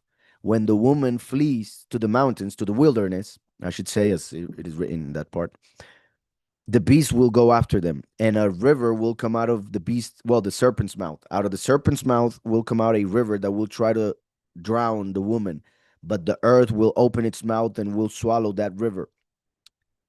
So that represents the enemy sending his army to try and kill the congregation that fled, but not being able to do so. Instead, being the many who will have to die and swallow that river. So that's why we see here an example of both. First of all, that when the enemy realized that, he sent his army to go and kill them. I repeat, that happens in Revelation chapter 12. And it says, they pursued after them a great number, and having overtaken them, they camped against them and made war against them on the Shabbat. On the Shabbat. So they were wicked. They were wise, but wicked, right? Like the serpent itself, because they realized that the people of Israel, for not understanding the Torah, they didn't realize that part, of course, but because of the fact that the truth had not come, the Israelites did not understand the Torah completely or correctly, and therefore they thought that they could not defend themselves on a Shabbat. They thought defending yourselves on a Shabbat would be uh, making the Shabbat profane, right? Not fulfilling it. So they thought that defending themselves would be breaking the Torah, which was not true. But that's what they understood and thought, and therefore they will be rewarded for being willing to die before breaking what they thought was the true Torah. Willing to die before breaking the Shabbat, the commandment of the Shabbat. So having overtaken them, they camped against them and made war against them on the Shabbat day. So the enemy knew that the people of Israel would not do anything on the Shabbat. So they said, let's fight on the Shabbat then. And like I said, that's strategy, but it's also very wicked. So, and they said unto them, let that which ye have done hitherto suffice, come forth and do according to the commandment of the king, and ye shall live.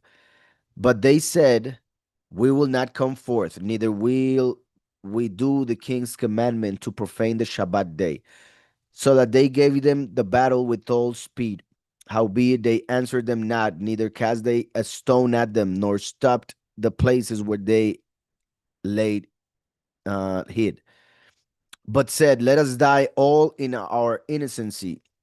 Heaven and earth will testify for us that ye put us to death wrongfully. So they preferred to die than defend themselves, because they thought that defending themselves was a sin, which was not the case according to scriptures, but that's the understanding they had, and it is understandable. So um obviously they will receive a reward, even though they didn't necessarily had to do that, but that had to happen for the Maccabees to realize that it was not logical. So the Maccabees used logic and were able to understand that the Almighty would not want them to die. So they decided to defend themselves after this happened. So they rose up against them in battle on the Shabbat, and they slew them with their wives and children and their cattle, to their number of 1,000 people. How interesting, 1,000 people. What is the true Shabbat?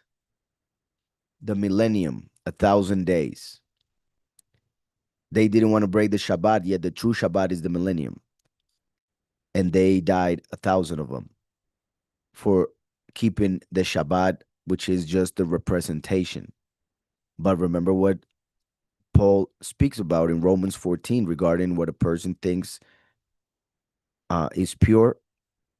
But if he doesn't think something is pure and he does it, he will condemn himself through his conscience. So they would have condemned themselves through their conscience if they would have defended themselves, thinking that would break the Shabbat. So they rose up against them in battle. I already read that, 1,000 people. Now, when Mattatyahu and his friends understood thereof, you see, understood. Now, when Mattatyahu and his friends understood thereof, they mourned for them right sore. And one of them said to another, if we all do as our brethren have done and fight not for our lives and laws against the heathen, they will now quickly root us out of the earth. Right. Logic. At that time, therefore, they decreed, saying, whosoever shall come to make battle with us on a Shabbat day, we will fight against him. Neither will we die all as our brethren that were murdered in the secret places. So they realized that they could fight back on Shabbat. That was not breaking the Shabbat. And that is part of what we need to use to understand the scriptures. Logic.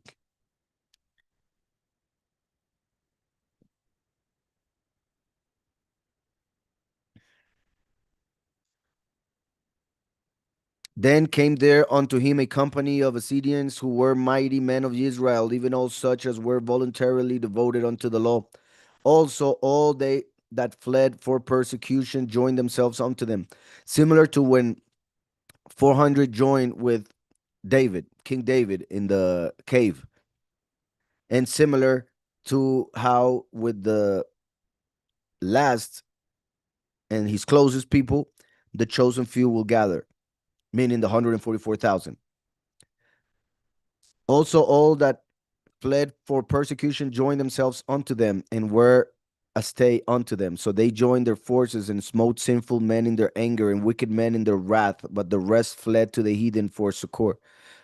For succor. And then it says, then Matadyahu, I think that's the last. Yeah. I said 46, I think. Yeah.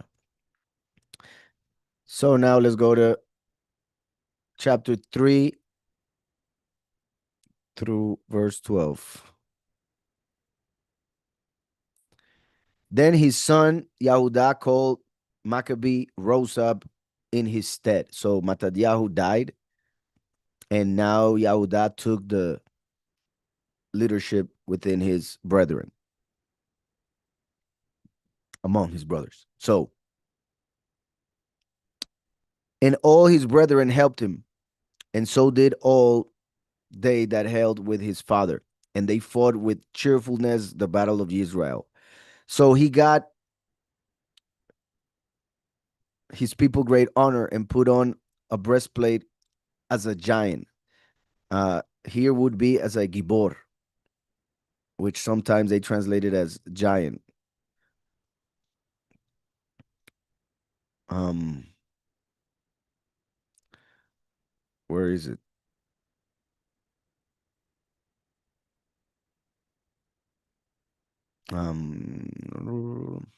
Right here, as a gibor. So remember that also is written that Yahweh is coming as a gibor, as a warrior. So by calling this Yahudah a gibor, is saying that this Yahudah represents the last, the second manifestation of Yahweh on this earth. Interestingly enough, Yahudah, this Yahudah, was not a descendant of the tribe of Yahudah. So he has the name, but not genetically. And that is similar to the last, who is a descendant of Joseph genetically, but through Yahushua becomes a Yahudi. So it says as a Gibor, because the last comes as a Gibor. And girt his warlike harness about him, and he made battles, protecting the host with his sword. In his acts, he was like a lion. Yahushua came as a lamb. The last comes as a lion. And that's why he's the lion, the one who will announce him in Revelation 6 when the first seal is opened. As I always say, 2,000 years ago, the Jewish people were waiting for the lion, but the lamb manifested, so they sacrificed them on Pesach. Now the Christians are waiting for the lamb, but he will manifest as a lion, so they will see him as the enemy and kill him. So in his acts, he was like a lion, and like a lion's whelp roaring for his prey. This references also Genesis 49 when talking about the tribe of Yehudah, the coming of the first and the last. For he pursued the wicked and sought them out and burnt up those that vexed his people. Wherefore the wicked shrunk for fear of him, and all the workers of iniquity were troubled, because salvation prospered in his hand. He grieved also many kings, and made Jacob glad with his acts, and his memorial is blessed forever. Moreover, he went through the cities of Yahudah, destroying the ones that were not of the Most High out of them, and turning away wrath from Israel, destroying the wicked, or the um again, the word left my destroying the, well, there are several synonyms, I guess, but I don't want to use this one that they used, right? Destroying the wicked out of them, and turning away wrath from Israel, so that he was renowned unto the utmost part of the earth, showing how Yahushua came from the beginning of the earth, for he is the first, but the last comes from the utmost part of the earth, and will be renowned around the whole world, because he will be hated by the world and be killed. So that he was renowned unto the utmost part of the earth, and he received unto him such as were ready to perish. Then Apollonius gathered the Gentiles together, and a great host out of Shomrom, Samaria, to fight against Israel. Which thing, when Yahudah perceived, he went forth to meet him, and so he smote him and slew him. Many also fell down slain, but the rest fled. The rest fled. Wherefore Yahudah took their spoils, and Apollonius' sword also. This is also interesting, because Apollonio obviously is the, let me see how they write it here in Hebrew. Apollonius. Remember that the spirit that will enter the image of the beast will be the spirit of Apollyon, Apollyon, which is also Abaddon in Hebrew, the destroyer. So this guy Apollonius represents Apollyon. It's the same name. And Yahudah killed him, because Yahweh through the last will destroy the abomination of desolation with the spirit of his mouth.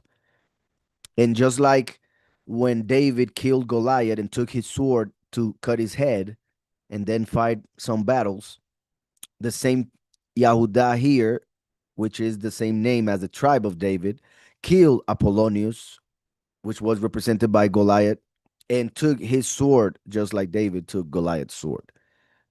Wherefore Yahudah took their spoils, and Apollonius' sword also, and therewith he fought all his life long, like David with the sword of Goliath. So what does it represent?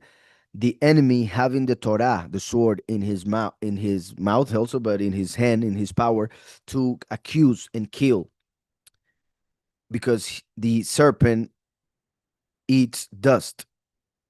So for the serpent to be able to live, needs to accuse in order for humans to die, because when a human dies, becomes dust. So the serpent eats the dead. That's why the serpent accuses with the Torah as a sword, in order to be able to eat dust through the death of men. But the same way as David taking the sword from Goliath, Yahudah taking the sword from Apollonius, and Shimshon, Samson, taking the honey, the honey from the lion that he had killed, because Satan walks around like a roaring lion looking for whom he may devour. So Samson taking the honey from the lion represents the last taking the law, the words of Yahweh from the enemy, as David the sword from Goliath, Yahudah from Apollonius. So now when I think it was still the previous verse. So let me see. Yeah. Now let's go to chapter 4, 36 to 59.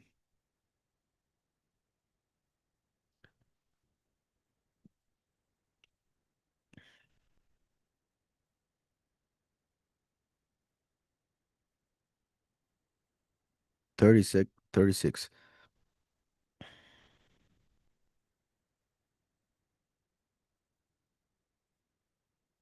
me see what time it is. Oh, let me see if there are any questions.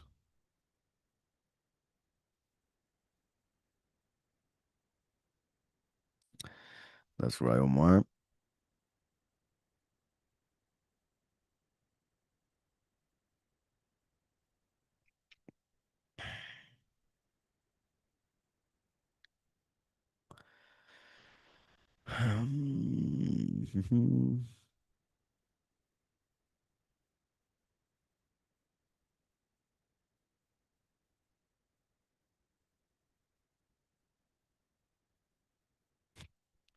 All right. No questions on YouTube, neither on TikTok. So let's read this that we have. Um,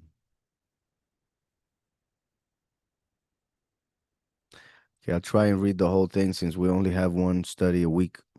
So I'll try to read it, the whole thing about the Maccabees, and before we go. So, um, 36. Behold, our enemies are discomfited. Let us go up to cleanse and dedicate the set apart place. So Yahudah was able with his people to take back the temple from the king of Greece, right? So now they're going to dedicate it. Dedicate, you see here, dedicate, and in Hebrew we have here the word.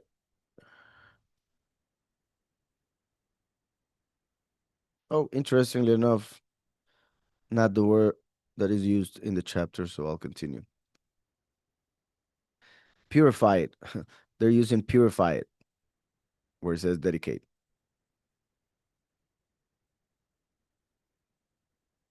All right. So upon this, all the hosts assembled themselves together and went up into Mount Sion.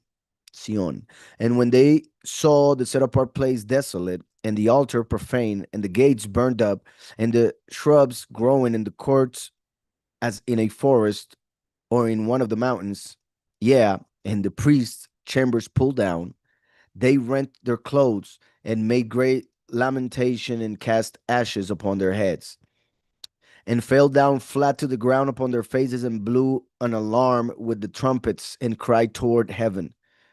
Then Yahudah appointed certain men to fight against those that were in the fortress until he had cleansed the set apart place. So he chose priests of blameless conversation, such as had pleasure in the law, who cleansed the set apart place and burned out the defiled stones into an unclean place. The defiled stones into an unclean place. Now that's interesting. Basically, they used stones to make an altar to sacrifice their animals. So when they got back to the temple, they took those stones and put them somewhere else because they were unclean. They were they had been used to worship idols. And remember that the Messiah is the cornerstone. The chosen few are other stones that are um, placed or built next and on top of the cornerstone in order to build the temple, because the congregation is the body of the Messiah. But in this case, the people that have claimed to worship the Messiah, yet have worshiped the false Messiah through false names and images and all of that and false doctrines, they became defiled stones, who cleansed the set apart place and burned out the defiled stones into an unclean place. And when, as they consulted what to do with their altar of burnt offerings, And when, as they consulted what to do with the altar of burnt offerings, which was profane, they thought it best to pull it down, lest it should be a reproach to them, because the heathen had defiled it. Therefore, they pulled it down and laid up the stones in the mountain of the temple in a convenient place until there should come a prophet to shew what should be done with them, right? To show what should be done with them. That they took whole stones according to the law and built a new altar according to the former. So they made it all brand new, as Yahweh had asked when they made the first time the altar. And made up the set apart place and the things that were within the temple, and made set apart the courts, or purified the courts. They made also new set apart vessels, and into the temple they brought the candlestick and the altar of burnt offerings and of incense and the table.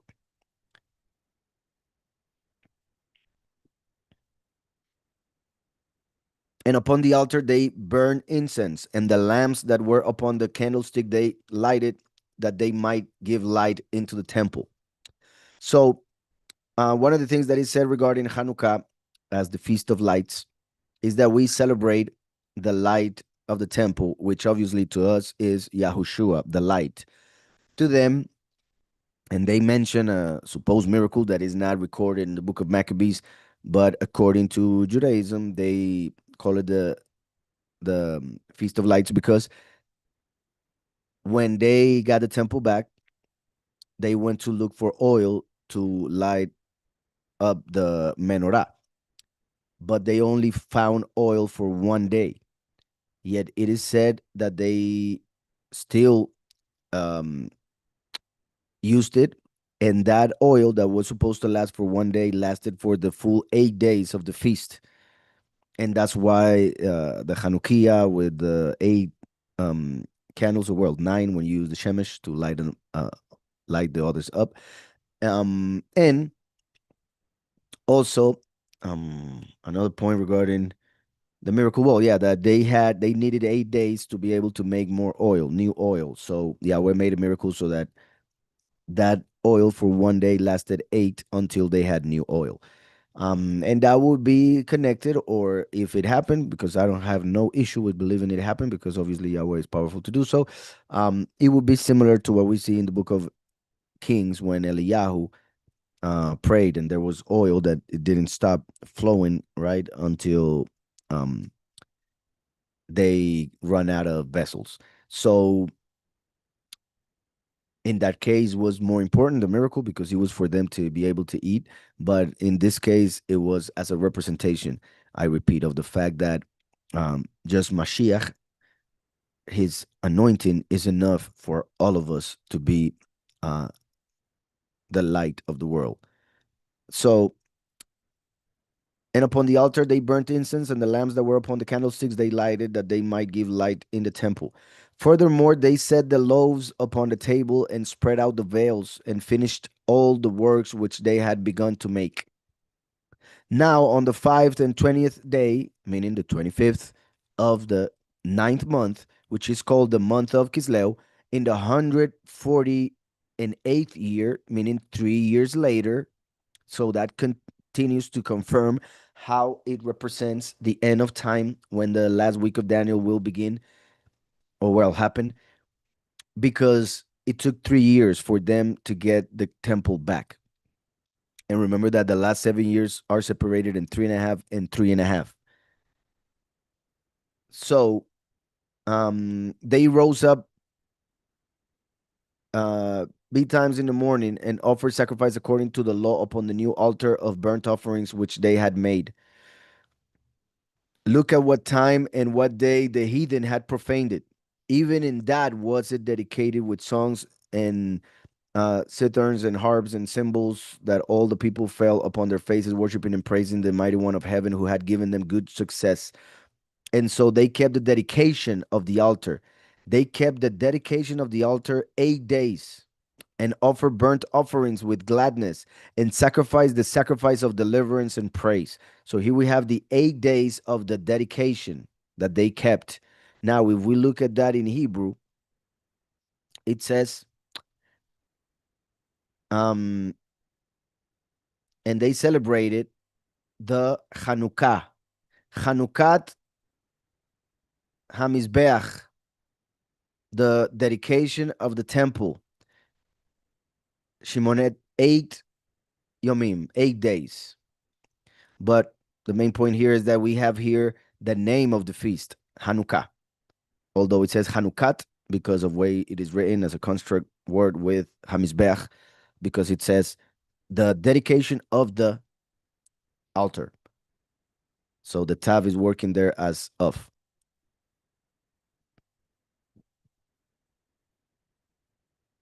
And so they kept the Hanukkah Hamizbeach 8 days and offered burnt offerings with gladness and sacrificed the sacrifice of deliverance and praise. And sacrifice the sacrifice of deliverance and praise. The sacrifice of praise, confessing his name, Hebrews 13:15. And the name of the Father mainly, and then the name of the Son who gave us deliverance, who gave us salvation.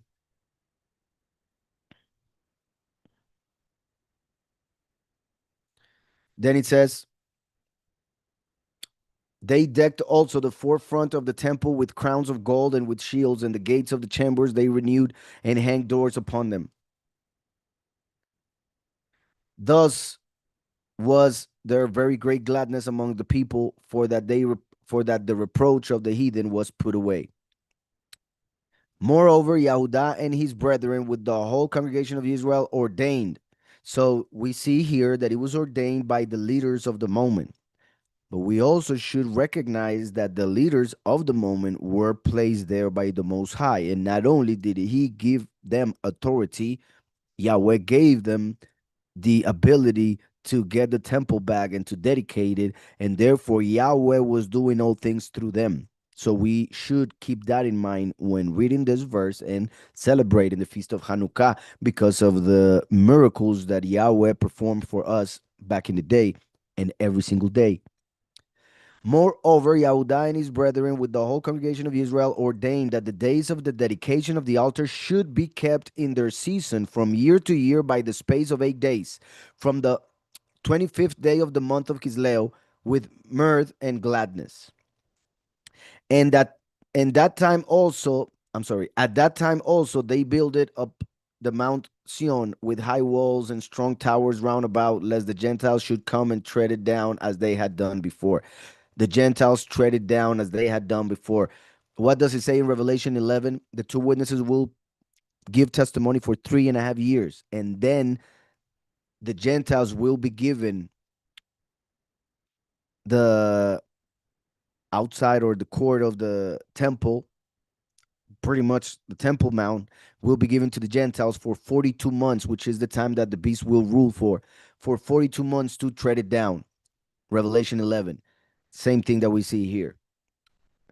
Lest the Gentiles should come and tread it down as they had done before. They will do so again because, as Shlomo said, that which was is what will be. Everything that happened will happen again. That's how history works. It repeats itself. So the Gentiles will tread it down for 42 months, as we read in Revelation 11. And they set there a garrison to keep it and fortified Bet Shurah to preserve it, that the people might have a defense against Edom, Rome. So now, do you guys want to read the rest? It's up to you guys. Let me know because I know time is fleeing and fast. I also need to record a couple songs. If Yahweh allows me, I'm going to go record some videos for the new songs. Let me see what we got on YouTube.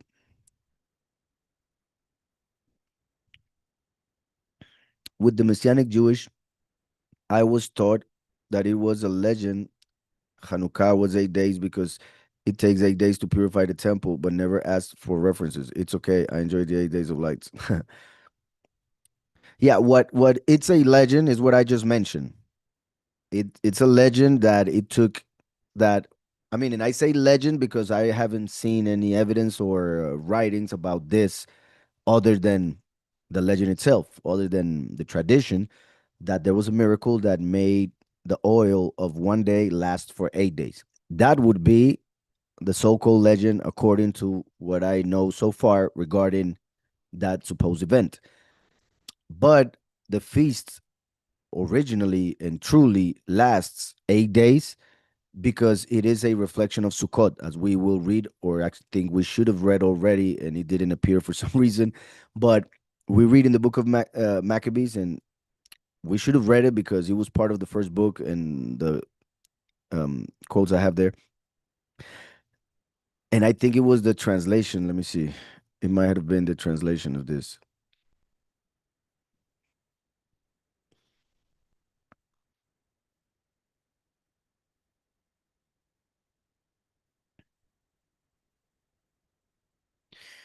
Mhm.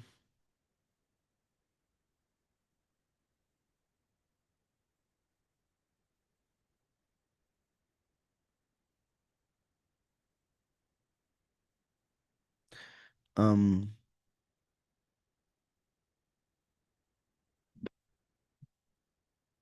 Let me see real quick.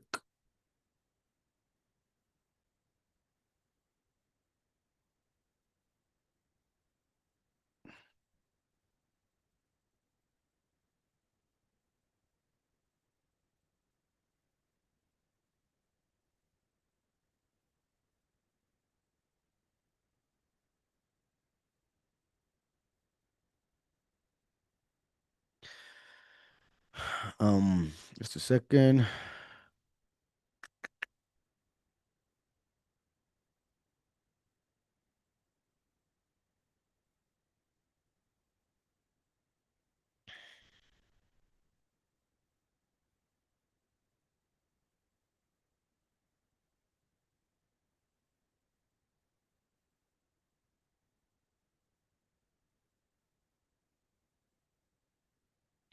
I'll be right back.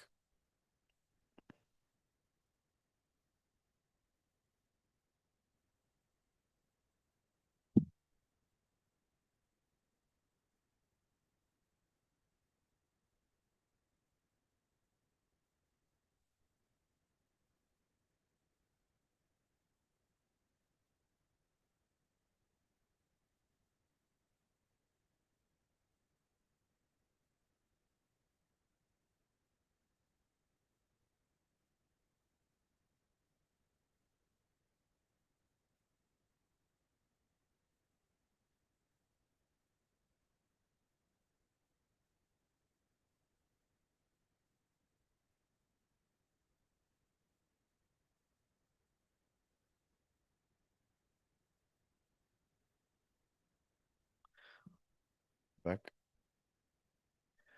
And let me continue to look for this real quick.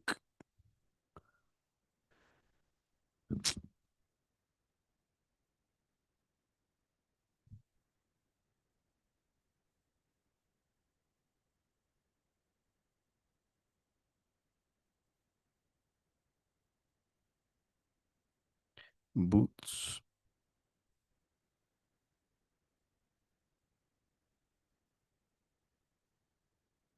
Maccabees.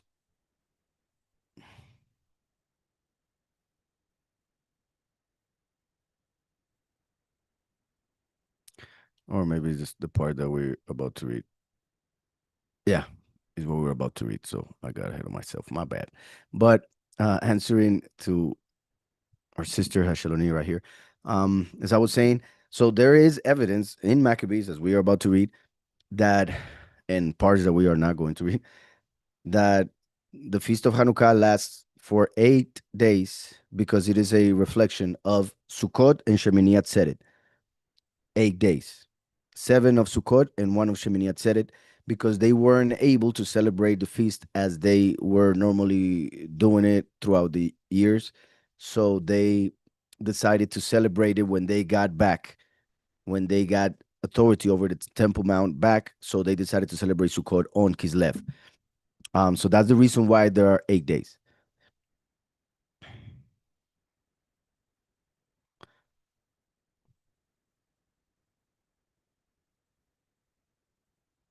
And since there are no questions, and you guys didn't tell me if you wanted to read the rest, or should I leave it there?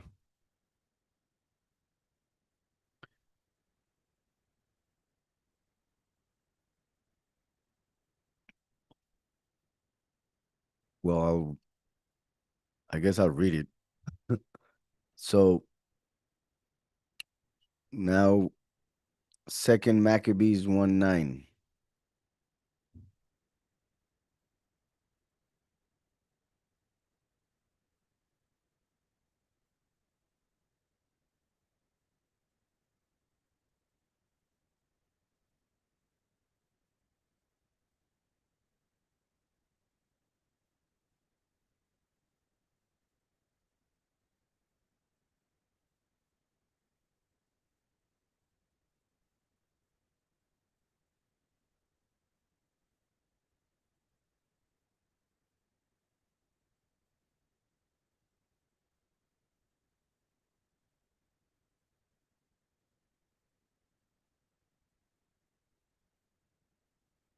We go.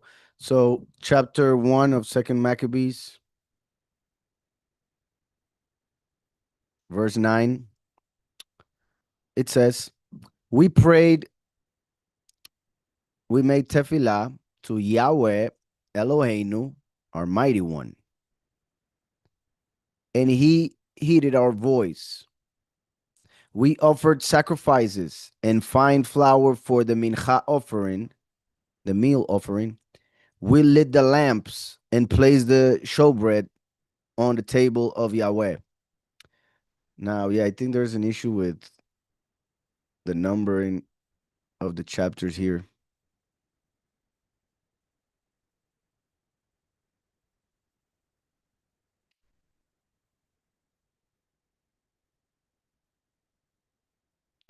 Let me see. If not, I guess we're going to have to read it somewhere else. How interesting what we read here. In the year 169, the time of the reign of King Demetrius, we wrote to you concerning all the hardship that came upon us with the betrayal of Yeshua and his cohorts in the set apart land they seen in the kingdom of Yahudah. Interesting.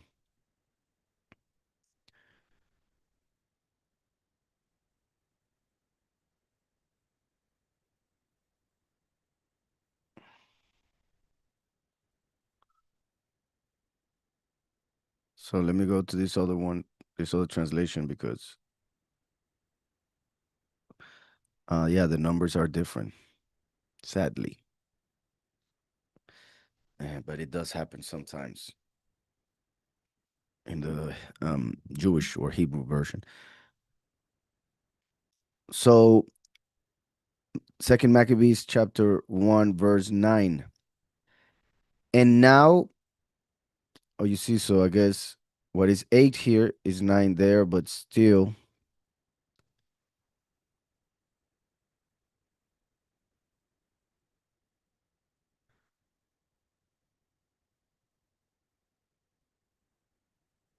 is missing part of it.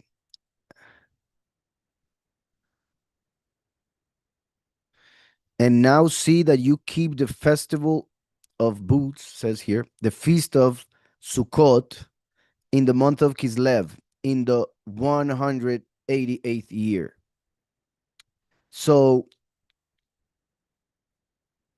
that was pretty much, if I'm not mistaken, it was the year 148 when they celebrated it for the first time, Hanukkah.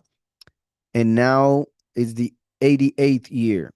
So 40 years later, he is saying celebrate it like they did back in the day. Now it's interesting that it's 40 years later exactly, because remember that from the first manifestation of Yahweh on this earth to the second manifestation, there would be 40 jubilees, like the 40 years in the desert going around.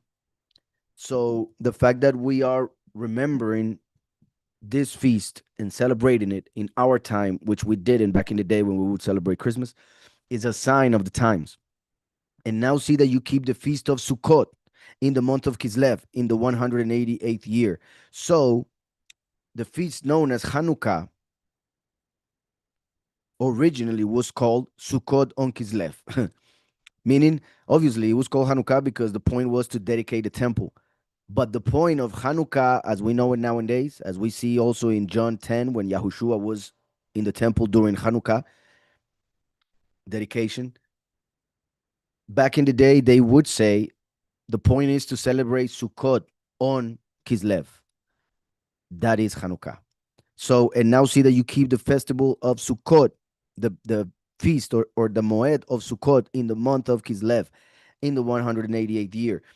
Now, having seen that is quite interesting and a little bit telling that when we read it in this version, they changed it to, and we requested of you to celebrate the dedication of the altar with us during the month of Kislev.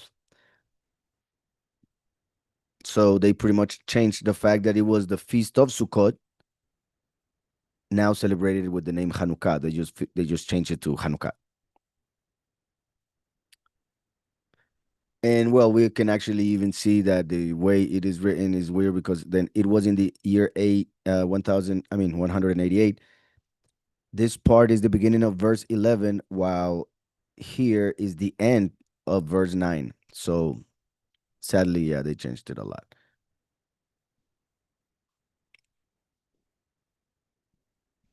Now let's go to, since we're in this version, let me add all the ones that we're going to read and then just read.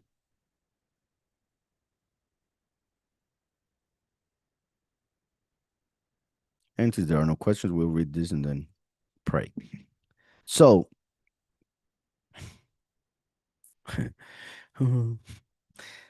since on the 25th day of Kislev, we shall celebrate the dedication of the temple, Hanukkah Hamizbeach, we thought it necessary to notify you. So this that is happening here, back in the day, they made a letter and sent it to the Yahudim in other countries in order for them to celebrate the feast um, of what had happened during that time of the Greek emperor. So just like they wrote to those people who were far away in distance, in space, now we are far away in time. But the same thing being said here to them is being said to us. Since on the 25th day of Kislev we shall celebrate the Hanukkah Hamizbeach, we thought it necessary to notify you in order that you also may celebrate the feast of Sukkot and the fire given when Nehemiah, who built the temple and the altar, offered sacrifices. Now, I'm sorry, but I want to see this 118, which would be 119 most likely here. Let me see if they did that again here.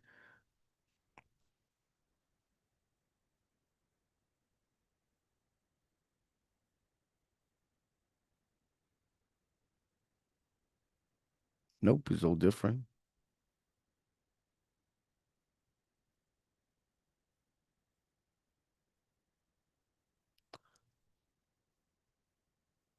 Here it is.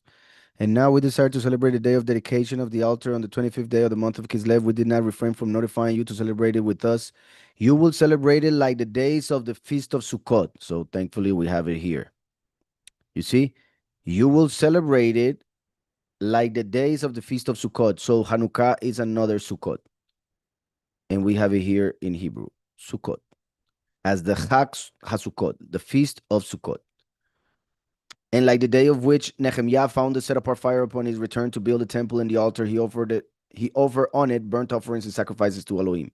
So this miracle that we're about to read is actually a miracle that we have writings for, that they remembered at that time and saw it as a connection or to what they were experiencing.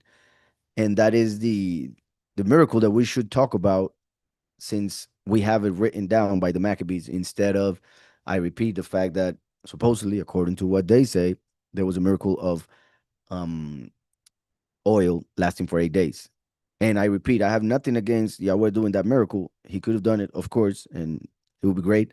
But since we don't have it as part of the scriptures, like the Maccabees are part of the scriptures, then we should focus more on that which is written instead of tradition or legend. So it says here, for when our ancestors were being led captive to Persia, the pious priest of the time took some of the fire of the altar and secretly hid it in the hollow of a dry cistern. Now, this is very interesting because remember when Yirmiyahu realized that, now this is interesting as well. Let me see. Sorry that I would keep, but we need to check the translations because they really mess it up.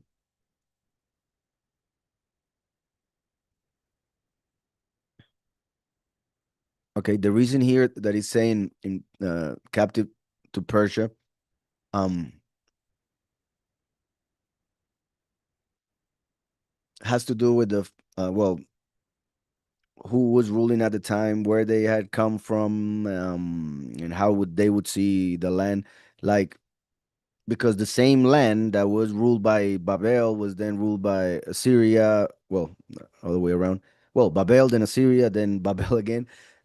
then the Persians, then the Greek, etc. So the kingdom that had been before the Greek Empire was that of the Persians. So that's why this is the one being mentioned. However, he's talking about the time when the temple was destroyed, and they are connecting it to that time because the Greeks had defiled the temple. So since they have defiled the temple, they had to rededicate it and rebuild the altar, similar to how Nehemiah had to rebuild the temple with Zorobabel and the rest of the people. So the point here is that when Yirmiyahu realized that they were going to destroy the temple, Yirmiyahu took the Ark of the Covenant away and hid it, and they didn't find it for the second temple. But they did find for the second temple, as we are reading here, the fire, which is amazing because some priests took the fire and hid it. And this is where I'm going to read it now. The pious priest of that time took some of the fire of the altar. Remember that the altar of the temple was um, lit with heavenly fire. So it was a special fire. It was not just any fire. So when they knew that it was going to happen, they took the fire from the altar, took it away, and put it in a dry cistern. Sheol, which is where souls go, is represented by a dry cistern. So Yahushua is the light of the temple, and the main sacrifice as the altar. And he was killed, so he was sent to a dry cistern, just like this light of the temple was hid there. All right. So where they took such precautions that the place was unknown to anyone, but after many years had passed, 70, when it pleased Elohim, Nehemiah, having been commissioned by the king of Persia, sent the descendants of the priests who had hidden the fire to get it. And when they reported to us that they had not found fire, but only a thick liquid. So the fire became a liquid, which is interesting because the last is the consuming fire. Yahushua is the water of life. So now the first and last can be seen as fire becoming liquid. First and last. He ordered them to deep it out and bring it. When the materials for the sacrifices were presented, Nehemiah ordered the priest to sprinkle the liquid on the wood and on the things that laid upon it. Just a second. So Nehemiah ordered the priest to sprinkle the liquid on the wood and on the things laid upon it. When this had been done and some time had passed, and when the sun, which had been clouded over, shone out, a great fire blazed up so that all marveled. So the liquid now became a fire when the sun hit it. So it became again like fire from heaven, but not in such an amazing or supernatural way as it had been originally. Like Yahushua originally came from a virgin birth, supernatural. But now the last comes as the son of men and also as the son of righteousness. So the sun comes out, and all of a sudden the liquid that was black became a fire. So that represents the last looking not like the fire, but getting the light from the heavens, Yahushua, to become the consuming fire. When this had been done and some time had passed, and when the sun, which had been clouded over, shone out, a great fire blazed up so that all marveled. And while the sacrifice was being consumed, the priest offered prayer, the priest and everyone. Yahunatan led, and the rest responded. And as did Nehemiah, the prayer was to this effect: O Yahweh, sovereign Elohim, creator of all things, you are awe-inspiring and strong and just and merciful. You alone are king and are kind. Our king and our kind. You alone are bountiful. You alone are just and almighty and eternal. You rescue Israel from every evil. You chose the ancestors and consecrated them and separated them. Accept this sacrifice on behalf of all your people and Israel, and preserve your portion and make it set apart. Gather together our scattered people. Set free those who are slaves among the nations. Look on those who are rejected and despised, and let the nations know that you are our Elohim. Punish those who oppress and are insolent with pride. Plant your people in your set apart place as Moshe promised, making reference to the witness like Moshe, the second Exodus. Then the priests sang the hymns. After the materials of the sacrifice had been consumed, Nehemiah ordered that the liquid that was left should be poured on large stones. When this was done, a flame blazed up, but when the light from the altar shone back, it went out. And when this matter became known, and it was reported to the king of the Persians that in the place where the exiles priests had hidden the fire, the liquid had appeared with which Nehemiah and his associates had burned the materials of the sacrifice. The king investigated the matter and enclosed the place and made it set apart. And with those persons whom the king favored, he exchanged many excellent gifts. Nehemiah and his associates called this neftar, which means purification, but by most people it is called naphtha. So that's how it continued to be called naphtha, that oily substance or dark substance, liquid that became a fire afterwards. Second Maccabees 5 through 16. When a false rumor arose that Antiochus was dead, Jason, this is an interesting person. This Jason. You know how the name Yahushua HaMashiach, well, the name Yahushua in the Old Covenant was changed to Joshua, but in the New Covenant was changed to Jesus.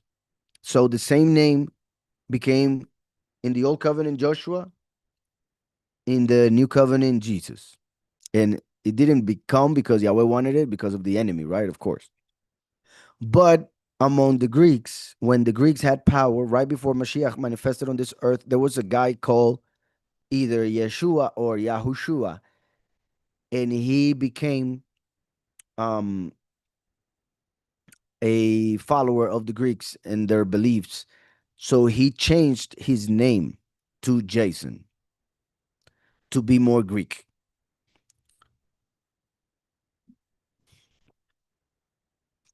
In this case, most likely was Yeshua, as in J.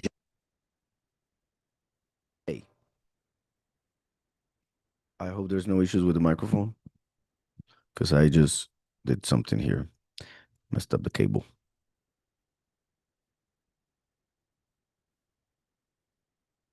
All right, so this guy, Jason, was a sellout. He had the name, which possible was the name of the Messiah, or similar, the root of one of the two roots of the name of the Messiah, because possibly he was Yeshua, and that's why it became Jason. It makes more sense than the whole name Yahushua becoming just Jason, right? So Jason has a similar sound to Yeshua. And I repeat, this name was Yeshua, Hebrew name, but he wanted to be called with a Greek name, so he changed it. Jason took no fewer than 1,000 men and suddenly made an assault on the city. When the troops on the wall had been forced back, at last the city was being taken. Menelaus took refuge in the citadel, but Jason kept relentlessly slaughtering his compatriots, not realizing that success at the cost of one's kindred is the greatest misfortune, but imagining that he was setting up trophies of triumph over enemies and not over compatriots. He did not, however, gain control of the government. In the end, he got only disgrace from his conspiracy and fled again into the country of the Ammonites. Finally, he met a miserable end, accused before Aretas, the ruler of the Arabs, fleeing from city to city, pursued by everyone, hated as the rebel against the laws, and abhorred as the executioner of his country and his compatriots. He was cast ashore in Egypt. There, he who had driven many from their own country into exile died in exile, having embarked to go to the Spartans in hope of finding protection because of their kinship. He who had cast out many to lie unburied had no one to mourn for him. He had no funeral of any sort and no place in the tomb of his ancestors. When news of what had happened reached the king, he took it to mean that Yahudah was in revolt. So, raging inwardly, he left Egypt and took to the city by storm. And took the city by storm. He commanded his soldiers to cut down relentlessly everyone they met and to kill those who went into their houses. Then there was a massacre of young and old, destruction of boys, women, and children, and slaughter of young girls and infants. Within the total of 3 days, 80,000 were destroyed, 40,000 in hand to hand fighting, and as many were sold into slavery as were killed. Um, Not content with this, Antiochus there to enter the most set apart place in the temple in all the world. I repeat. So Antiochus saw what this guy did, which was a betrayer of his people, Jason, as a threat, and he went against all of Israel, Jerusalem mainly, for not understanding, which is kind of like what will happen once again. The beast going against the real Yahudim, the real Israelites, because of not understanding. Now, after killing so many people, as he will do um, during the war of the second seal, that will extend for a long time. Now it says here, not content with this, Antiochus there to enter the most set apart temple in all the world, meaning the temple of Yahweh, guided by Menelaus, who had become a traitor, both of the laws and to his country. He took the set apart vessel with his polluted hands and swept away with profane hands the votive offerings that other kings had made to enhance the honor and the esteem of the place.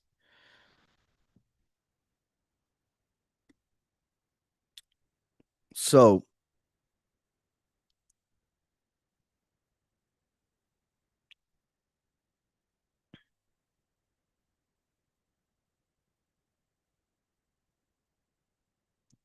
okay. Now, Second Maccabees, chapter 6, 1 through 9. Not long after this, the king sent an Athenian senator to compel the Yahudim to forsake the laws of their ancestors and no longer to live by the laws of Elohim. Also to pollute the temple in Jerusalem and to call it the temple of Olympian Zeus, and to call the one in Gerizim Zeus, the friend of strangers, as the people who live in that place are known. Now, this is crazy, both because of what happened, but also because of what it represents, what it means, and how it continued to happen in different ways throughout history in the apostasy. Now, because of this is Second Maccabees chapter 6. I want to see it here real quick.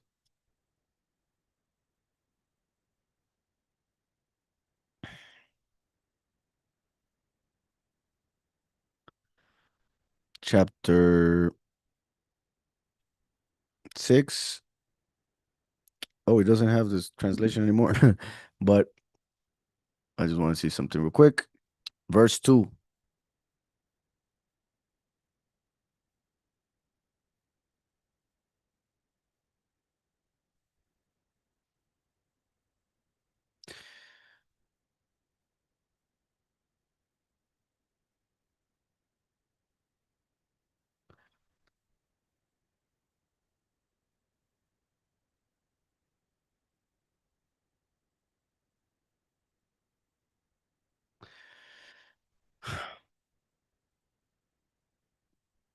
Mm,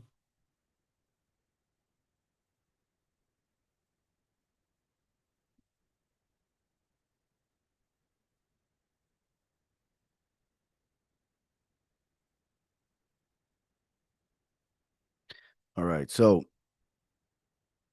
going back here, as I was saying, it's a very important verse. Also to pollute the temple in Jerusalem and to call it the temple of Olympian Zeus.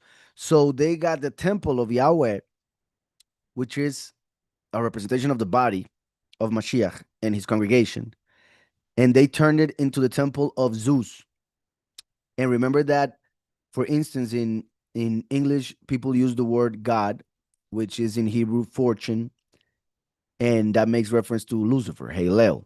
But in Spanish, they call on Dios, and Dios is a form of Zeus. So the same thing that happened back in the day happened afterwards when they people started calling on the Most High, or thinking that they were calling the Most High, but using the term God or Dios, they are referring to Zeus.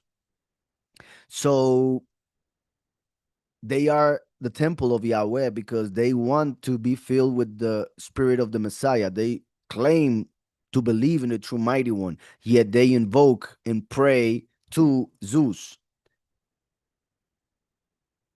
and call it the temple of Olympian Zeus, and to call the one in Gerizim Zeus, the friend of strangers. So there were two temples, one in Gerizim and one in Jerusalem. That's why the woman from Shomrom asked Mashiach, "Where should we go worship?" Because our people say in Gerizim, but your people say in Jerusalem. So Yahushua said, "Neither here nor there, because the time is coming, and now is, when the true worshipers will worship Yahweh in truth and spirit, spirit and truth."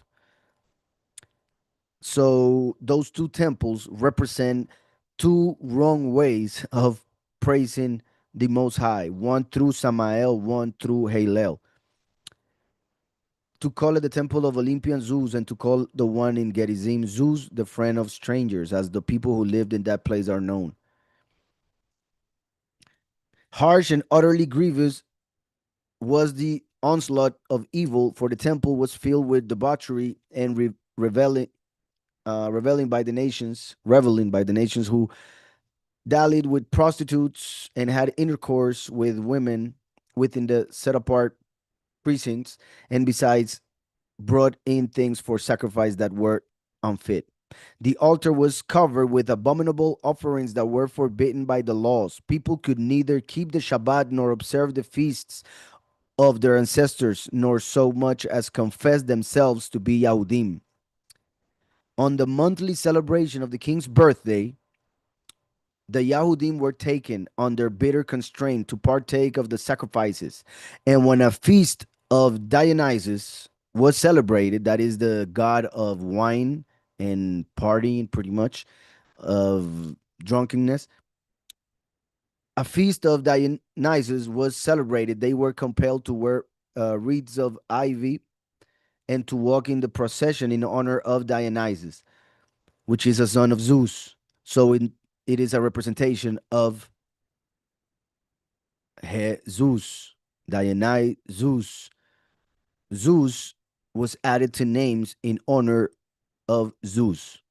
So when a man had at the end of his name the word Zeus, was to represent the fact that he's sent by Zeus. So how interesting that Dionysus ends the same way. In fact, if we add the Y right at the beginning, you can kind of see Jesus right there, Jesus. And Dion is connected to gods. So the god Jesus, Dionysus, but also the fact that he is the son of the great whore. I mean, I'm talking about the false Messiah of the great whore of Babel, who gives the nations the wine of her fornication, which is idolatry. So here we have Dionysus, the god of wine, having a connection with the false Messiah as the son of Zeus. At the suggestion of the people of Ptolemaeus, a decree was issued to the neighboring Greek cities that they should adopt the same policy toward the Yahudim and make them partake of the sacrifices, and should kill those who did not choose to change over to Greek customs. One could see, therefore, the misery that had come upon them. So to finish, Second Maccabees 10, 6 through 8. They celebrated it for 8 days with rejoicing in the manner of the feast of Sukkot, remembering how not long before, during the feast of Sukkot, they had been wandering in the mountains and caves like wild animals. During that time, like I said, actually fulfilling the feast, not knowing, because he represented the second Exodus that will happen during the feast of Sukkot. Therefore, carrying ivy wreath wands and beautiful branches, and also palm fronds. They offer hymns and thanksgiving to him who had given success to the purifying of his own set apart place. They decreed by public edict, um, ratified by vote, that the whole nation of the Yahudim should observe these days every year. Every year. The Yahudim. We are Yahudim, not Greeks, not Gentiles. And even if you are not a true Israelite by flesh, in Yahushua you are. So we are Yahudim, I repeat. And that's how the chapter, well, what I wanted to read ends. So now let's see if there are questions or comments. You think there is a connection between the second Pesach and Hanukkah as the second Sukkot?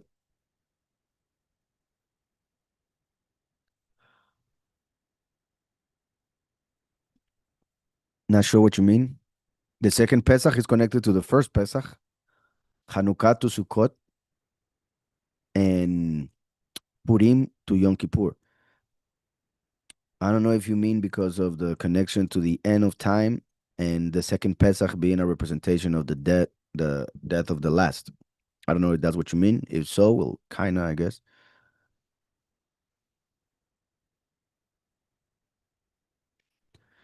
So the connection would be that is a second opportunity, a second chance, as a second manifestation as well of something that Yahweh did.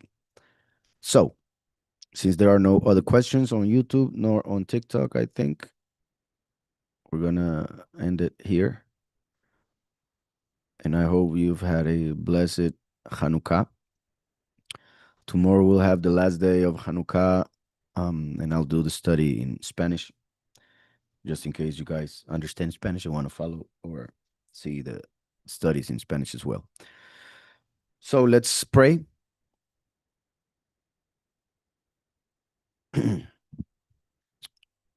Father Almighty Yahweh, thank you so much for tonight's study, for allowing us to read everything I had on the list, and for the understanding that you give us of the scriptures through Yahushua HaMashiach and his set apart Ruach. Thank you for everybody who is listening, and for those who will listen in the future. Please bless them and help them to also understand everything that we teach through this ministry. Continue to bless this ministry and continue to add to it your sheep, your chosen, your children. Continue, Father, to make us grow mainly in wisdom, knowledge, understanding, and of course in faith, trust, love for you and for our brethren.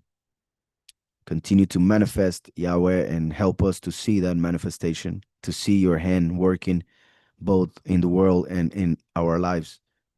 Please help us to see the reason and the purpose behind everything, mainly those things that we do not understand at all and those things that hurt. Please help us to see the purpose so that we may not hurt that much. We love you, Father, with all our heart, all our mind, and all our strength. In the name of Yahushua HaMashiach, Amen and Amen. And the blessing,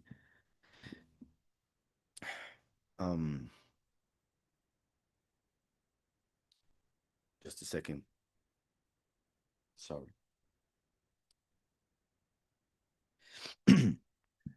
יברכך יהוה וישמרך, יאיר יהוה פניי ואליך ביחונך, יישא יהוה פניי ואליך וישם לך shalom בשם Yahushua HaMashiach. Amen. Amen.